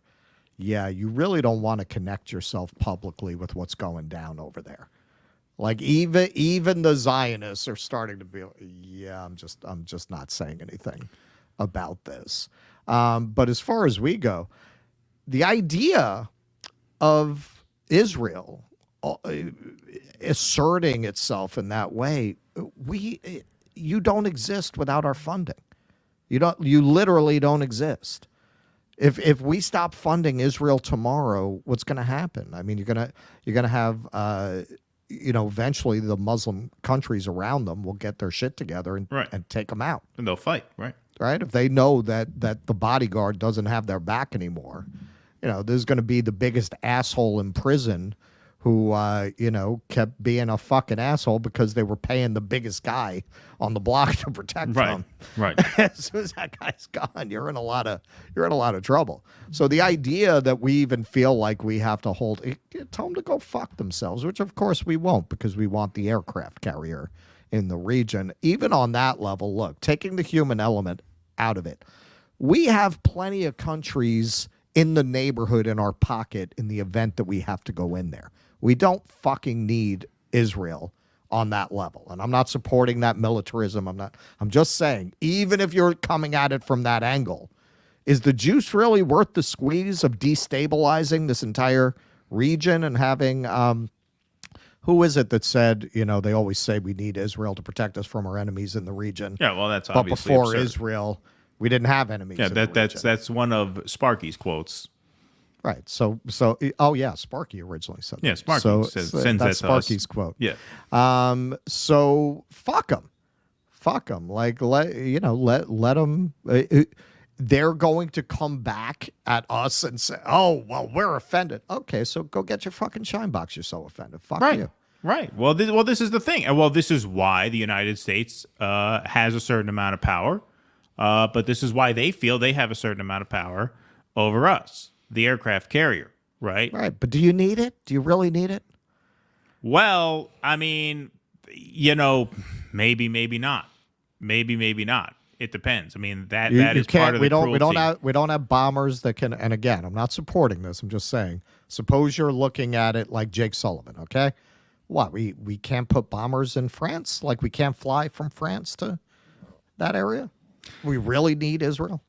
Yeah, I mean, it's above my pay grade to be able to answer that fully, but that's certainly the way they see it, and that certainly explains a certain fealty, because you're right. I mean, the fact that Netanyahu's not coming, like, we should hold all the cards in that. We should hold all the cards in that. There's no real reason why we shouldn't, and perhaps... Tell Netanyahu we're withdrawing our ambassador tomorrow. You want to see Netanyahu shit his fucking pants. Yeah. You tell him, we're withdrawing our ambassador. What the fuck are they going to do? Well, here's a good summation. The UN Security Council votes for a ceasefire in Gaza. The U.S. finally does not veto, and Israel responds by canceling a planned visit to Washington. Israel is a pariah nation. Sanctions now. Arms embargo now. This is what you're talking about. Boycott now. Hague arrest warrants. Now, that's the direction that this is heading towards. Yes. And politically, here in the U.S., whether we need them, don't need them, point is, this is not going to hold for much longer. It's not going to hold for much longer, obviously. It's too horrific. It's too disgraceful. The information is too available. The videos are too widely distributed, and we haven't seen nothing yet. Once the real famine and disease sets in, you're going to see this world historical crime against humanity. And maybe the United States won't sanction them. Most of the world will. Most of the world is going to sanction Israel. This is the end of Israel as a nation that's able to function in the world. It's the end of it. As a member in good standing of the world community. Absolutely. 100%. Which is why, actually, to segue into our next segment, the one-state solution is actually a pretty moderate one, right? It's actually the compromise position, right? China Shill, thanks for the $2. Trump said to finish it, that only means one thing. Thank you, China Shill. Sure. Trump has somewhat of a conscience. The rest of DC scum hates him for that, and that upsets them beyond belief. I think, like I said, I mean, to go between those two statements, it's complicated. I think it's complicated with him. When he says to finish it, on the one hand, I think it has the overtones that China Shill is imparting to him. On the other hand, I also think it has overtones of you can't just keep committing a genocide on live TV. Well, and certainly, and there's a reason he puts it that way, because he knows that the fact that it could mean multiple things helps him. Right, because he's not nailed down on that one issue. Kirby, the vacuum cleaner salesman. Thank you, Scott George. Appreciate that. Sparky, Trump's politically malleable rather than a rigid idealist. Pardon me. It's important for alternative media influencers to give him the brutal facts when interviewing him. He's not finding out from the people around him. Thank you, Sparky. Okay, let's go to our next segment here, folks. The marquee segment of the day, of course. Russell, go ahead. Take it away. All right. It has been a while because we have not wanted to give any more oxygen to this narcissistic dingbat known as Marianne Williamson than absolutely necessary. But Bree interviewed her, and my expectations for Marianne are very low, and she managed to underperform them in this interview, which is quite remarkable, where this was Bree at her best. We'll talk about it, but when me and Keaton were talking about this offline, because he had his own encounter with Marianne, I talked about how anyone who's going to interview her and push back, you can sense she's such a deranged narcissist that you have to butter her up if you want to ask a hard question. Yeah. Which at certain points in the interview, Bree does. She was very masterful here, and full credit. We will certainly discuss at some point why all of these podcasters propped her up to begin with. But at the moment, credit where credit is due. Bree did a great job not letting Marianne get away with her bullshit. So let's take a look at the first segment, in which Marianne decries how distorted her image has been by people like Norman Finkelstein. All right, before you hit that, hold on, pause that for 1 second. Slight piece of business. We're being told we have 666 likes on YouTube, and I have confirmed that.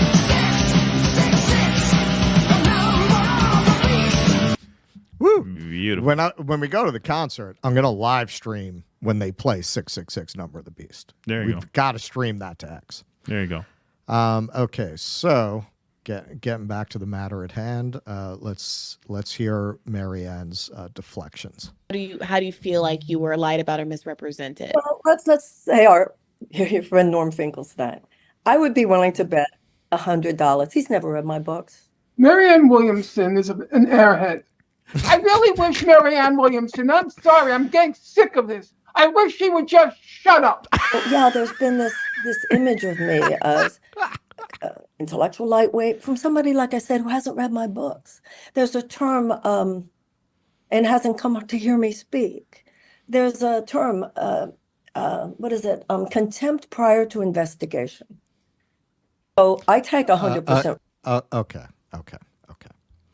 Marianne, you feel that you would benefit from Norman Finkelstein reading your books and attending your lectures, which are based on A Course in Miracles, written by a woman who claims that the text was dictated to her by the voice of Jesus.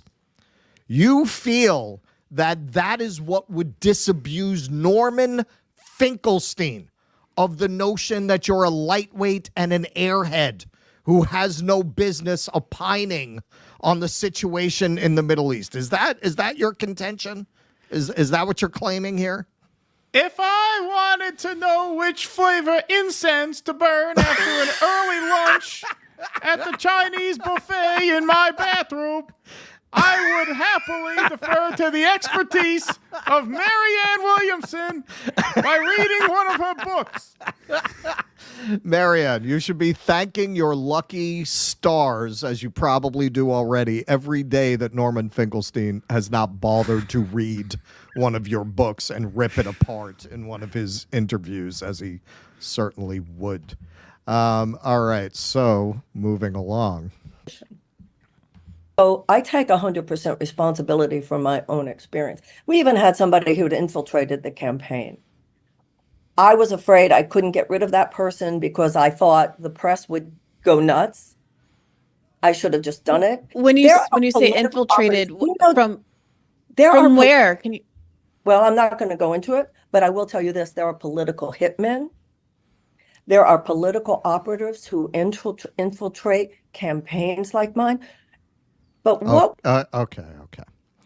All right. So we have covered quite a bit Marianne's over 30-year history, reported history of abusing staff, mismanaging organizations, driving people out of everything she's ever been involved in or a part of, literally, physically, allegedly physically attacking people. Now, probably the best overall article on this that has been written was done by Jen Dees. Is that how you say her name? I think it's Dyes, yeah. Jen Dyes. So if you want more on this, we are going to put the link in the comments. We've litigated this in the past. We don't want to turn this into an hour segment. Also, you can look at our video, Kyle Lies to Defend Marianne Williamson, I think it's called, where we got into a lot of that history.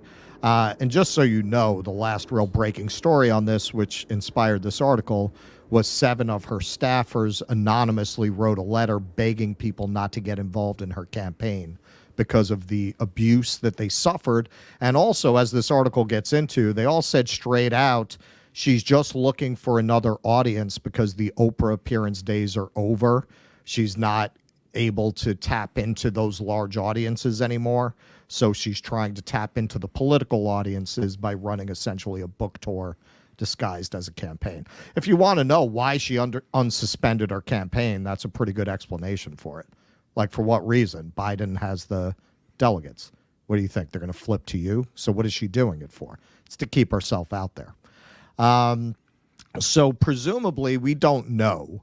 I would guess that she's talking about Peter Dow when she's talking about an operative. We don't know that. We don't know that, but you would assume, I mean, the guy gets accused of that everywhere he goes for a reason, I would assume. And like he always leaves the campaign in worse shape than where he found it. I mean, he'll try and spin that, but Jill Stein was just saying, that, Cornell cost himself about $5 million worth of ballot access when he quit the Greens because, Right. That just set him back. And now, by the way, Cornell, not to get on a side track here, but Cornell was talking about vote for me in the California primary for, I forget the name of the party. He lost that primary to Claudia de la Cruz, which means he will not be on the ballot in California. He's not going to get 300,000 signatures or whatever you would need. So there you go, right there. Boom. I mean, you're talking about millions of dollars right there all by itself. And so, yeah, I mean, she won't say Peter Dow. Notice she wouldn't give any follow-up answers to anything that she said in this interview. She would make a claim, and then Briahna would ask her to substantiate it, and she'd be like, I'm not going there. No, absolutely. Briahna, in that first section, told her more than once, hey, Marianne, if you feel that your image has been distorted, I think this is a great opportunity for you to specifically say in what way, and she never does. Right. She never does. She just throws out these vague charges like this without saying, well, I actually believe this, but people claim I believe this. She never does that. Right. In the entire interview. So continuing the abuse, smearing staff when they leave. Quote, since leaving, I have realized I should also have been afraid of how the campaign would talk about me to the media, one former staffer said. Williamson has claimed that former staffers who complain about how her campaign is being run don't know what they're talking about. She has insinuated that those departing with anything negative to say had sinister intentions, were in step with the DNC, or were inept, a similar tactic she used against staff who spoke out from her 2020 campaign. Quote, allegations of former staff and volunteers being DNC plants is not just personally hurtful, it's personally harmful, a former staffer says. Former campaign volunteers Courage News spoke with have expressed distrust and unease over how Williamson has handled staff departures. Quote, the people who are close to her within the campaign tell volunteers and supporters these people are bad. These people are evil, unquote. Former volunteers also report that they have been ostracized from online progressive groups by current volunteers after no longer supporting Williamson. The campaign really just wants to blacklist former volunteers, supporters, and staff who speak out, one alleges. Another source asserts urgently in relation to the smears, Marianne is siphoning off funds, time, and energy from people who would describe themselves as left-wing with no real intention of becoming president of the United States. And you can see at the bottom here, we're not going to read through it, but she's notorious for making everyone sign an NDA. That's why everyone's always anonymous in these articles. We have had fun with this infamous quote of hers from a People magazine story in 1992. As I said, this is out there for a long time. You're fucking with my livelihood. I'm famous. I don't need this, damn it. She supposedly screamed at her team back then. So that's the Marianne Williamson who is here claiming that her campaign was sabotaged.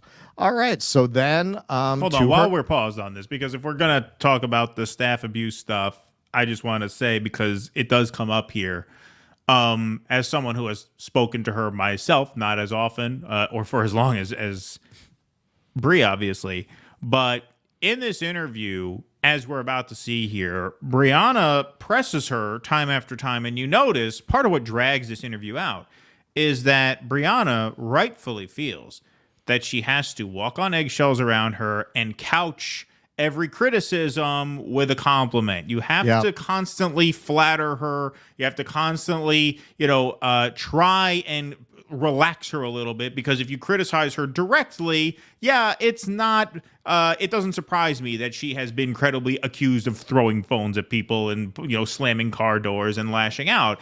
When I talked to her in person, I sensed that too. That's why I said over and over again, I give you credit for staying in the race. I appreciate that you are out here on the ground, on the trail. I agree with a lot of what you're saying here. I appreciate that you platform the mutual aid activists. Like, I buttered her up constantly, because you just get that sense that if you just go directly at her with a criticism, not a hostile criticism, like I wasn't being hostile in that interview, Brianna's not being hostile here. You criticize her directly, you get the sense that she's liable to, in this case, close the laptop screen and be done. That's what she did when RBN challenged her. She said, I got to go. This is disrespectful. Goodbye. Because they didn't butter her up. So you could definitely see that tactic in action here. Absolutely. We saw it with Marcel Dixon. Marcel Dixon gave her a hard time when she was in South Carolina about reparations. And for a minute, you saw the Marianne that these staffers are describing. All right, you don't know. She starts approaching, and then she catches herself and just stays away from him the rest of the time. No matter what he says, she just started ignoring him after that. So listen, if you just had one kind of hit piece come out, we know how that goes with the media. You're going back 30 years to before she was in politics. So like I said, we have a video that covers more of that side of it. I think it's called Kyle Lies to Defend Marianne Williamson. Kyle's another one. And we'll talk about some of that at the end. But that Jen Dye's article is the most comprehensive that I've seen covering all these issues, if you're curious about that side of it. All right, so now she gets into the RBN thing. That you're referring to, because I know even in private you referred to that on RBN that you're referring to, because campaigns like mine. But what was it that I said on RBN that you're referring to? Because I know even in private you referred to that as a big faux pas on my part. What did I say on that show? And then I could respond to it. My support for Israel should not be at the expense of my Jewish values. And as an American, my support for Israel should not be at the expense of my democratic values. Right now, it's becoming that way, and that's a problem. Marianne, I appreciate for the answer, but I talked to the Palestinian Community Network, got a lot of Palestinian allies. They will not find that to be an acceptable answer. It's one. Well, I know. I don't know. Have one state where everyone have equal rights under the law. The Israel Zionists are not to be trusted to implement a two-state solution, as that been shown many and many times. So I hope you have conversations with some of the Palestinians. That's a hard. I had my recollection. All right, so just a lot of credit to Nick there, because you hear what he's saying. He was a year ahead of everybody else, right? I mean, nobody was really talking about this, ourselves included. Nobody was really talking about this. And you hear what he's saying now, it's like a conversation from a year later that he was trying to have with her that she was not very happy about. And you notice he was very respectful there, too. He was not aggressive. I appreciate the answer, but my Palestinian friends would not be satisfied with that. Like, there's nothing There's nothing hostile about that. This is what when you deal with a narcissist like this, they react with hostility to anything but flattery. Yeah, for brevity, I just grabbed a short clip that kind of encapsulates it. But after that, she starts to get hostile with him, and he's very, retiring. He says, well, we're having a conversation. And we're having a conversation. No. If anyone wants to watch that, that's still up over at RBN. Election was that they broadly, after the fact, charged you with being a Zionist. Bit about Zionist, I never said the word Zionism has been so changed over the years. The original concept, like as I was brought up, was the idea that Israel had the right to exist, not that no one else did. So I stay away from that word now because of what it means to so many people. So I did not say on that show or anywhere else those words. My commitment to the belief that Israel has a right to exist is no more and no less than my commitment to the fact that the Palestinians also have the right to a Palestinian state. Explicitly. Okay. So this is very typical of this whole interview. She litigates whether or not she called herself a Zionist as if that is what is at issue. Talks about how the term Zionism has been distorted, sets up this straw man, and then describes her belief, which are Zionism, as most people understand Zionism. So she tries to litigate the term Zionism, whether she said Zionism, as if what RBN are alleging is that she said Zionism rather than that she is a Zionist. Yeah, she's trying to make it sound like the word Zionism has morphed into something that connotes, genocidal or murderous intent, which by definition it does not necessarily. Of course, there are some Zionists who happen to be genocidal wackos, but there are the so-called liberal Zionists, like Marianne Williamson, who believe in a Jewish state with special rights and privileges, really, for Jewish people, but who also want to be humane to the apartheid victims, right? And that's basically liberal Zionism, right? We shouldn't kill the Palestinians. We should give them their own state, while denying them rights in our state because our state is a Jewish state. That is what mainstream Zionism is. That is racist, in my opinion, as a Jew. Yes, as a Jew. Yes. But that is obviously the mainstream definition of Zionism. If Zionism were defined in the mainstream as something genocidal and murderous, then support for Israel would not be a mainstream thing. It would be a fringe thing. In my opinion, under the current setup, in other words, as Israel functions, it should be a fringe thing, but it's not. The reason it's not is because Zionism does not mean the straw man that she is setting it up to mean here. Zionism means you believe in a Jewish state with special rights for Jewish people and controlled borders, obviously, to maintain a majority Jewish population inside it. Right. She's yes, exactly. That is exactly what you're being accused of, Marianne. Yes, that is it. You are. And you seem to not be You are a challenging that. Zionist. Right. And you don't seem to have any real answer to the substance of that. You just kind of As we will filibuster see. and straw man and dodge. Well, Zionism doesn't mean what it used to. Yes, it does. Yes, it does. To most people. To most people. Yeah. Yes, this is like watching, and you did have people like this, people who considered themselves conscientious South Africans under apartheid. That is what a liberal Zionist is. Well, I don't approve of the suffering. I don't think people should suffer, so they should have their own separate place away from the Jews. That's your position. We were talking about this before. In Living Color, years ago, decades ago, did a satire of after the fall of apartheid in South Africa, there were a bunch of merchant ivory kind of movies that centered the experience of white people and how, conscientious white people who were very disturbed by apartheid, basically driving Miss Daisies, where you're going to do something about racism from a white point of view and how affected white people of conscience were by this, rather than to center the experience of the people actually suffering from it. So they had the whole movie was the woman writing letters, and I was very disturbed by what I saw, and I wrote and I wrote and I wrote another letter. That's what these kinds of Zionists are. Yeah, no, I support the whole system, but I'm very bothered by it. I had a conversation with somebody the other day and told them how bothered I was by it. Right. Okay, so what good does that do for the Palestinians who are being murdered right now? What is that doing for them? Right. So now this is really the meat of it. And I didn't cut this at all. The last 3 minutes of this interview are really fucking remarkable. Really remarkable. Any claims that Marianne might make to Norman Finkelstein in the future that she is not an airhead are completely dispelled by this 3 minutes of her wisdom.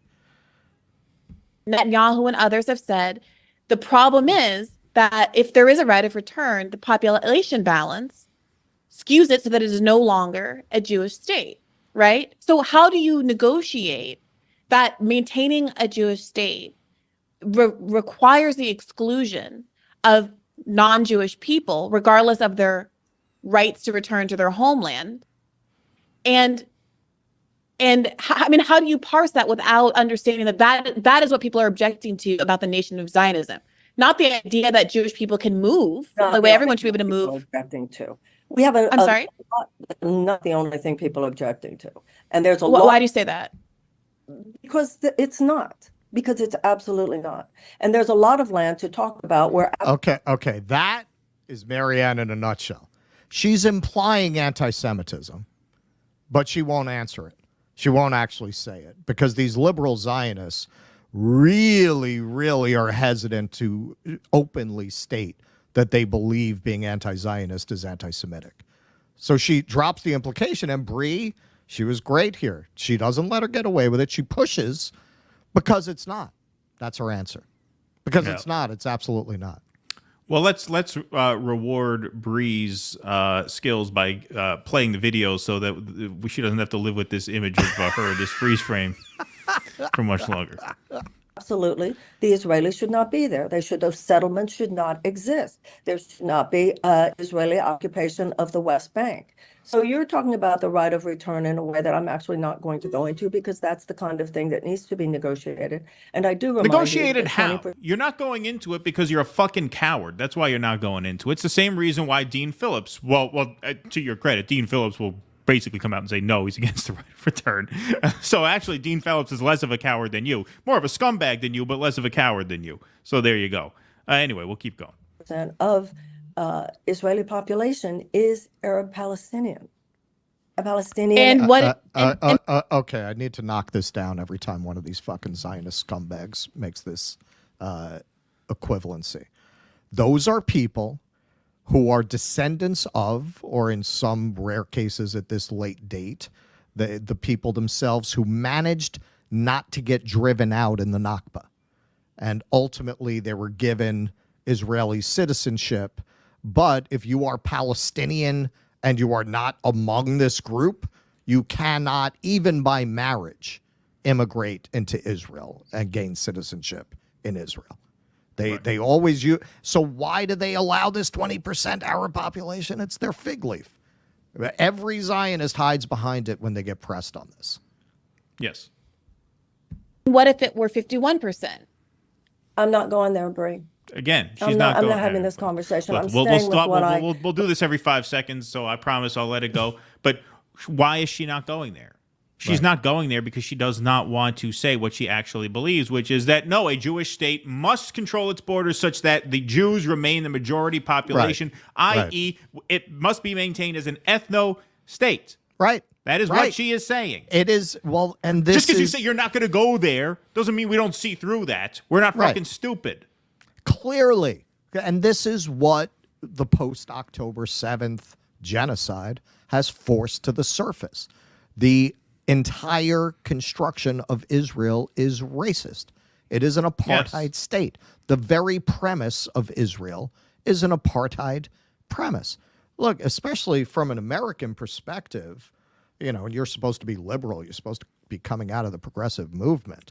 One of the biggest points of advocacy is diversity, right? Diversity is our strength. Diversity is so important. Anybody who even questions immigration, even uncontrolled immigration, is a racist. Okay, so why are you supporting a state that is premised on the idea that you have to maintain a certain majority population and stop immigration, and otherwise the state would collapse? Right? Isn't that everything you're supposed to be against? The premise would collapse. That's why I'm saying, like, the one-state solution is actually very moderate. It's very sensible. It's saying one state where everybody has equal rights. Not saying the Israelis have to go. Not saying Israel can't be there anymore. It's got to be one state with equal rights. And yeah, those are some deep wounds that are going to take a long time to heal. You know what? We have the same thing in this country. We have deep wounds that are going to take a long time to heal. Probably will never fully heal. That's called building a nation. Right. You don't say, no, we're not willing to go through that. We need a two-state solution. That's cowardly, and you're maintaining an apartheid system by doing that. Anyway, let's see if we can get through this without stopping it every 2 seconds. With what I said. And I believe that on the level of what's going on in Gaza right now, my everything that you said a couple of minutes ago about Bobby and about Biden, you are absolutely correct. I'm different than they are on no, you're not. All those things. I mean, RFK, and when it comes not Biden. to actual policy on Yeah, all right. We made it a decent amount. That was better. Yeah, you're better than RFK. You're not better. Biden, the Democrats want a two-state solution. It's the same exact thing. How are you better than Biden? You're making the claim you wouldn't have made the decisions that Biden made, but why wouldn't you? The decisions he's made have been consistent with the idea that Israel has an absolute right to maintain an apartheid state, but the Palestinians should also have a state. And they've condemned the settlements, which he keeps falling back on, which is another thing liberal Zionists always deflect to. So how are you different from Biden? In what way? Yeah. I'm with you. And that's where I'll stop. And I agree with that. That's where I'll stop. And I agree that, and as I said, what I believe. I mean, you could say, listen, I come from Texas, and there are millions of people trying to get into Texas from Mexico right now and from Latin America. I mean, you could, Mexico and Texas. It was ours. I think that you could say that, and many people perhaps would say that. Absolutely, that was one of our and I think, even more pointedly, I mean, I don't know if you've had. I'm sure probably you have had this experience, but the experience of speaking to people for whom this isn't a kind of a historical abstraction, the way kind of the annexation of Mexico or the Mexico-American Wars might be to someone living in the 21st century, thinking about the 18th, 19th century. But these are people, these are people who have keys to homes you know. I'm not having this. I'm not doing it. Brie, I'm not going there because I know where it goes. I know how circular it is. And at this point, I'm just not. Okay, hang on one second. You're not going there because you do not concede that Israel was founded in an original sin, which was the Nakba, which was the forceful expulsion of the Palestinian people from their home. You do not acknowledge that that was an original sin. If you're not going to, quote, go there on that issue, what you're saying is that you believe that it was okay for Europe to hold Arabs responsible for the crimes of the Nazis. That makes you a Jewish supremacist and a white racist. That is what that makes you. There is no escaping that. And don't be indignant at the fact that people who care about this issue don't trust you, give you a side eye when you give answers like that. Because what you're saying is that the Nakba was not the original sin of the Israeli state. And that is a fucking racist thing to say and a racist thing to think. Let's just take this to a separate example. Let's say it's 1962 and you're marching for civil rights because you think Jim Crow is cruel and horrible and segregation is unjust, right? And you want black people to have equal rights. And someone marching next to you says, well, do you admit that slavery was an original sin of this country? And you say, well, I'm not going to go there. I'm not going there. Well, of course they're not going to trust you. Of course they're not going to trust you. Are you stupid? Are you stupid? Well, it's worse than that. You're arguing that we need to preserve the Confederacy. In this example, needs sure, to yes. be preserved, but there should also be a northern state where there's no slavery. Right. The slaves should have a right. We should give them Minnesota or something. Right. Yeah, right. Exactly. I'm very aware, even when you and I have these conversations in private, but I'm aware that this is not in private. I'm aware that anything I say, and this is a moment where people will either like me and accept what I have to say or they don't. And I'm very aware of how much I say theoretically, since it agrees with certain things. It's not whatever you say. You could say the right thing, which is that Israel has a lot of work to do to try and heal and try and make right its wrongful past. Just like the United States has a lot of work to do to heal and try to make right for its wrongful past. But that starts with admitting that, yes, you were founded in sin, just like this country was founded in sin. This country was founded in 2 Holocausts, one of the native peoples, one of the Africans. Sure. We have a long ways to go to make that right. We probably never will. We try as best we can. Israel has to go through that exact same process. That is what the one-state solution people are advocating. They are not advocating the kind of violence that some others are advocating. I have to keep this within the bounds of what I could say here in East Berlin. But what I'm saying is that the one-state solution people are basically making the argument that we make in America, which is that, yes, we are founded in blood. We are founded in injustice. And that the project of perfecting the state is the project of doing right by that, not by denying that. And if you were to just say that, you wouldn't have a problem. It's not whatever I say they're going to come after me. No, you could get it fucking right. How about that? How's that for an idea? Well, that's a very narcissistic deflection from someone you might consider an airhead. Some people might say that's an airhead way to try to get out of having a meaningful conversation. In another section, actually, she says she does more fully respond to the idea of why there shouldn't be one state. And she says, well, can you imagine the bloody civil war that would ensue? I can't even imagine the violence. And Bree says she was great throughout this entire segment. Well, some would say that there's asymmetric violence being committed now. Like in the middle of a genocide, you say the problem with the idea of a one-state solution is the violence? Right. There could be violence. There could be violence. So she just because she went into this interview to defend her positions. I was just amazed what a dingbat she really is, that even on the level of being deceitful, she wasn't successful. She just strawmans, plays the victim. Everything that the people who left her staff claim in that Jen Dye's article, you see it all on display here. Yes. And just to draw another parallel, we had a bloody civil war in America. Yes, we had did. a bloody civil war. Now, I'm not advocating for that. I don't want to see people fight each other and kill each other, but that's what's happening now. You can't, well, what if violence breaks out? How about What South the fuck Africa? you talking They didn't about? end up having a civil war. That's true. And They in had some examples, their they truth don't. and reconciliation commissions. They were an example to the world of how something like that can be negotiated without bloodshed.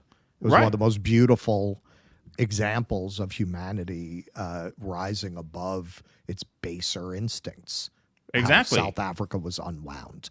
And we obviously hope that Israel could undergo that same process as peacefully as possible. Obviously. Is there a guarantee it stays peaceful? No, our country didn't do it peacefully. Our country had a civil war. We don't wish that upon Israel or anybody.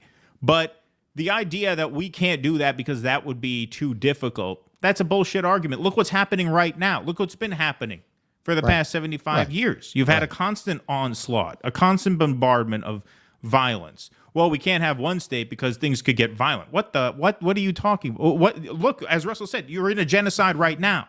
Yeah. You're in a genocide we right now. We wouldn't want violence. Right. Yeah. Yeah. And you see how she viscerally recoils when Bree brings up that there are people with keys. Right? Because they know they can't answer that. They have no answer for that. Exactly. No answer. Dean Phillips has no answer for that. Marianne Williamson has no answer for that. Eventually, it comes down to that. Look, we are asked as white people in this country to bear a certain burden for the crimes that European settlers committed against the natives and against the Africans. We are all asked to bear a certain burden for that. Now, there is a debate as to how big a burden we bear and how we bear it. That's where you get into debates between leftists, liberals, conservatives, affirmative action, DEI, reparations, which is what I think is the only real way to actually settle that. But there's debate as to what burden we bear. The idea that white people in this country bear no burden is a fringe lunatic idea that is not acceptable amongst any real political sect that has any power. If you say the white person bears no burden in this country, you get set aside as a David Duke type. That's just crazy. That's considered crazy. So why aren't Zionists treated like that? Why is it more acceptable to say? Well, sorry, what was that? Or a type who occasionally appears in our comments section. Yeah, right. Or somebody. Right. Exactly. Right. So, like, if you say white people bear no burden, it was not, the Holocaust of the natives and the Holocaust of the Africans, the enslavement of the Africans, that wasn't a problem. If you say that, you are cast out. You are not welcome in political debate in this country. You are a fringe actor. So why is it that Zionists get to talk as if the founding of Israel was not an original sin? Why? That doesn't mean Israel can't exist. We still exist. We were founded in sin. Right. We exist. We're not voluntarily taking ourselves off the map. That's not what we're advocating. That's what a one-state solution is. That's what Nick said in the interview. One state, equal rights. Well, it's not that complicated unless you're a fucking racist or a brainwashed idiot who just can't deprogram themselves. For them, Israel is an apartheid state by definition. If you get rid of the apartheid, it's not Israel anymore to them. And that is Zionism. Right. That is the Zionism that she refuses to own and wants to get into semantics about the meaning of the word and what it means to people and then get that completely wrong. Now, finally, we will point out, as many have, and as certainly we have, in this commentary space, I have said before, channels like ours, RBN, Hard Lens, INN, I think we represent a third wave of independent media that is actually sprung from the people. I think a lot of those early first and second wave commentators like the Young Turks, like Kyle, like Crystal, they came out of media. Both Crystal and Cenk worked for MSNBC. That is why they gravitated towards this narcissistic dingbat, because in the end, they are PMCs presuming to speak for the interests of working people and poor people. And in the end, their class blindness, even with the best of intentions, which a lot of them don't have, leads them to platform someone like Marianne Williamson, because it never occurs to them, as Nick pointed out in his interview with Marianne, working people don't have time for this shit. We don't have time for this shit. It's not a fucking game. It's not a game. You people are rich. You're rich. You're fucking rich commentators, and you're probably going to stay that way. Most of you came from wealth, and that's why they were the first wave. Because when you're raised with money and privilege, you assume that it's your place to speak for everybody. You have that confidence. And you have the time to start up one of these operations without getting paid for 4 years. I mean, Right. we were sharing time between driving pizzas and giving tours for 4 years before we could actually do this, right? Which Right. extended the period of time where we could get an audience, because we couldn't do it as often in the beginning. Yeah, We I couldn't mean, afford now we're starting to get to the point we can sell out. We're making inquiries. Yeah, right, yeah. But it took a while. But We have an yeah, interview they're- with Israel Hayom next week. Yeah. Is that the outlet that Trump gave it to? Yeah. That's the business. We'll see card how we it have. goes. We're going to have to scrub the internet a little bit. But Yes, they have a class blindness. And hey, Briahna had that blow up with Norman, which I think she's redeemed herself for in this interview. But she was another one who she didn't promote Marianne the way some others did, but she said she's voting for Marianne. Why? And to this day, including in this interview, nobody has really gotten into the kind of shit in an interview with her that you see in that Jen Dye's article. And that, for me, is unforgivable. That you have not one random article. Sure, we wouldn't get into it either. Over 30 fucking years, and all of these people, Bree, obviously Crystal and Kyle, have interviewed her multiple times without litigating that. Yeah, a little question. Hey, there are some rumors of staff abuse. Nope, not true. Okay, let's move on. That's not getting into it. Nobody has really broken this down with her. And I have said since we started covering this, that is because of their class perspective. They see Marianne as one of them, someone they're comfortable with. Even in this interview, Marianne repeatedly references private, off-the-record conversations that they have. So you got to ask, why is this obviously deeply unserious, de facto cult leader who has built her career around not even her original work, basically hawking another work that she glommed onto and built her own fortune around, something that if you look at its background, I think most of these people who support Marianne would find the idea of basing your life around a book that the author believes was dictated to her by the voice of Jesus would find that deeply disturbing. According to some of the stuff in the Dye's article, people in the campaign were asked to pray for higher TikTok visibility based on this Course of Miracles premise. So I think that is something I'm not expecting it. Just like you always say with the mainstream media, after something like Russiagate blows up, it would be nice if they do some self-reflection now, but they never will. Same thing, man. All of these people really owe particularly the ones who really pushed her, they owe their viewers an apology and an explanation. I don't think anyone is forthcoming.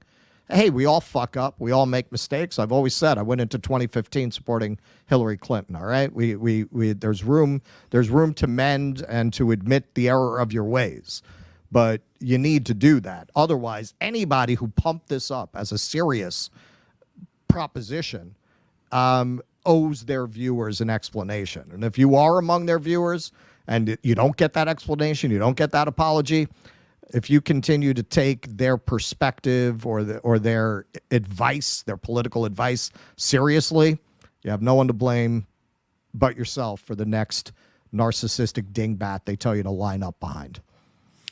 all right. Actually, we have some exclusive footage, unless you have something to add. Well, yeah, I do. But first, I apologize if I look distracted because our Rumble stream cut out for a minute, and I was testing it to see if it came back. It did. So on Rumble, if you're there, just put in the comments, we're back, because I think we are live again. It cut out for like a minute. But I think we are back. Yeah, there we are. We're back. Yeah. When it comes to Bree, NSA. Yeah. When it comes to Bree, this was my instinct about it from day one. It remains my instinct about it now. I think in her case, it is more than anything else. I'm not saying there's none of what you said there. I think there is. More than anything else, I think she is a competitor. I think her days in the Bernie campaign, eating shit from these, centrist Democrats day after day after day for year after year after year, has given her a competitive drive where she really wants to crush them. And I think that has clouded her judgment because she feels like she's got to get behind somebody who's going to fight the centrists within the party.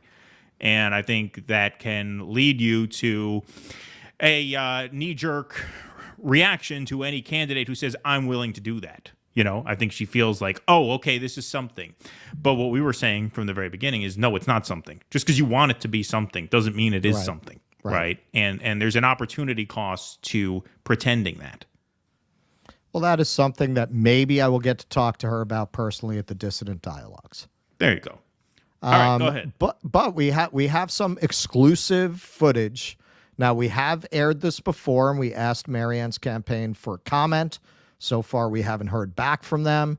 But we did get one of the anonymous staffers. We can't name them. They signed an NDA. Who shared with us some exclusive footage of a staff meeting at Marianne's house.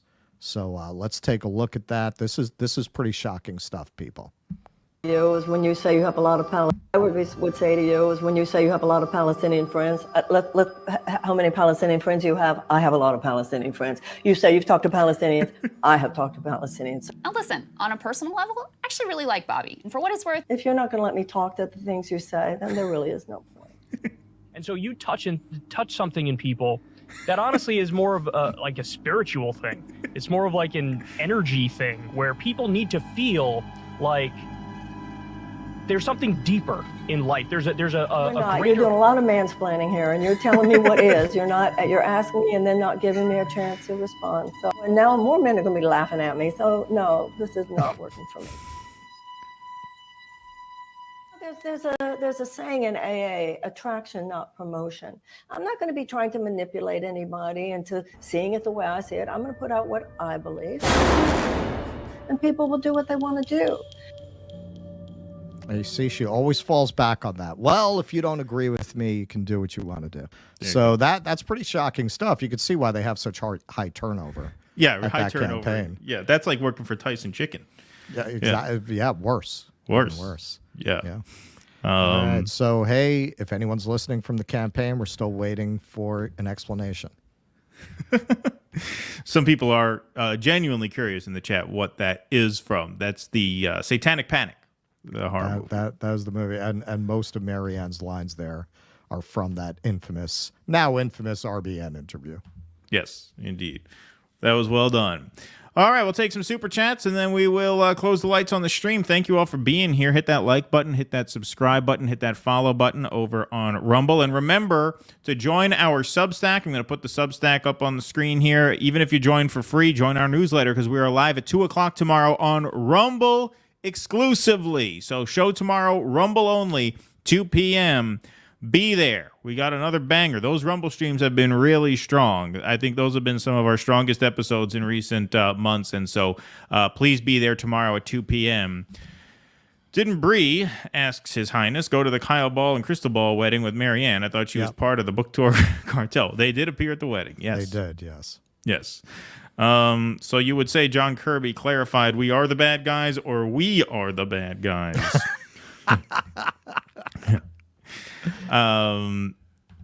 Are you poster? Thanks for the $10. If ever a My Dinner with Andre style film depicting an encounter between Speaker Mike Johnson and Woody Allen were made, Keaton could play both leads. Oh yeah, you think I could play Mike Johnson too? Do I look like Mike Johnson and sound like Woody Allen? I guess I could see it. Yeah, perhaps. I mean, you more often get compared to Alan Alda, which yes, yeah, you definitely have that voice. Yeah, I could see that for sure. All right, let's go here. Sparky. Yep, this is a quote I remember. Yeah, every time anyone says Israel's our only friend in the Middle East, I can't help but think that before Israel, we had no enemies in the Middle East. Yep. U.S. missionary John Sheehan. Thank you. Gene Jackson, thanks for the $5. Kevin on dissenter and his views on U.S. assurances. Thank you for that. Recommendation, make Israel Syria again. In those Ottoman Empire days, Levant Jews got along fine with their neighbors, whether Muslim, Christian, or otherwise. Thank you, Sparky. I'm starting to memorize these, actually, Sparky. Pretty soon you're going to be able to just type the first couple words in for $1, and I'll remember the rest of it. Didn't Amanda tell you were mumbling them in the middle of the night the other night? Yeah, right. Yeah, that's right. She did wake me up. So what the hell are you talking about? What do you mean, go Yemen? What are you talking about? Fun fact, in 1492, the Ottoman Empire sent ships to rescue Jews from the Spanish Inquisition. Thank you, Sparky. True? Is that true? I have to look into that. I never heard that. Scott George, I bid $5 for a mustache here. That's mean. Mr. Fancy Pants, good to know you're in the deep pockets of Big Migrant. Yes, indeed. Yes. The Color of Friendship by Disney, I think. Is that something we referred to? Thank you, Scott George, for the $2. Marianne wanted to be Amy Winehouse. Oopsie. And Omer Byrovic, here's some dollars. Don't ask me where I get it from. Don't want to go there. Yeah, I'm not going to go there. Thank you. That is very kind of you, my friend. It gets very circular when you exactly. Yeah, it gets very circular. You know, a lot of people will say, no matter what I say, people are going to have a problem with it. Not saying there aren't real political hitmen out there, says $1 Million Trooper, but they are deployed to nullify real threats like Dean Phillips. Yeah, exactly. Salapi Top 10, there has been a resurgence in interest in the Williamson campaign since she changed her name to Uncommitted. Yes. Good points. All right, folks. Russell has a meeting with the theater owner. We're going to formally book our theater space today, and we will have tickets on sale tomorrow, right? Is that the plan?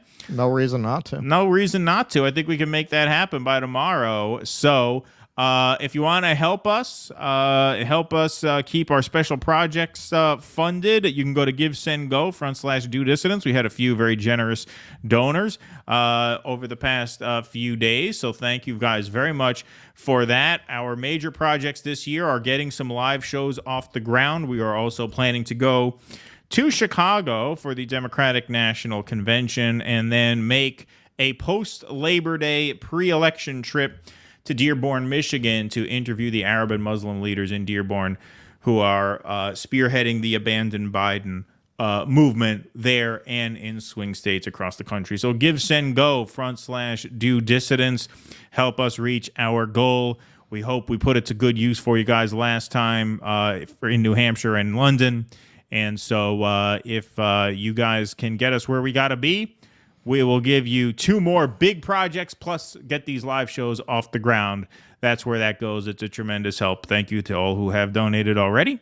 We appreciate you all very much. GiveSendGo.com. And let me tell you, if you've donated and you didn't get a personalized email, just the general, I looked at. I don't think they let you do it because they want you to like pray because they're Christian. All like right. I think Well, it's we're like praying give for a you, personal prayer or something. So we're not ignoring you. I write to everyone who donates, but I don't think they're going to let me do it. All right. Well, we are praying for you. How's that? We are praying for you. We are praying for you. That's true. You can give your heart to Jesus, but your ass belongs to Do Dissidents. There you go. Exactly. All right. I believe that's all we got for today. Last call for Rumble Rants. Got all those. Super Chats. Got all those. Beautiful. All right. We are out of here, folks. Thank you very much for a great afternoon. We will see you tomorrow exclusively on Rumble, 2 p.m. Eastern. Lots of great stuff to get to tomorrow, and then back on all the channels Thursday morning for Morning Dew, 9 a.m. Eastern. Thank you guys very, very much for being here. We will see you all tomorrow, 2 p.m. over on Rumble. Until then, be safe and be well. Courage. Please clap.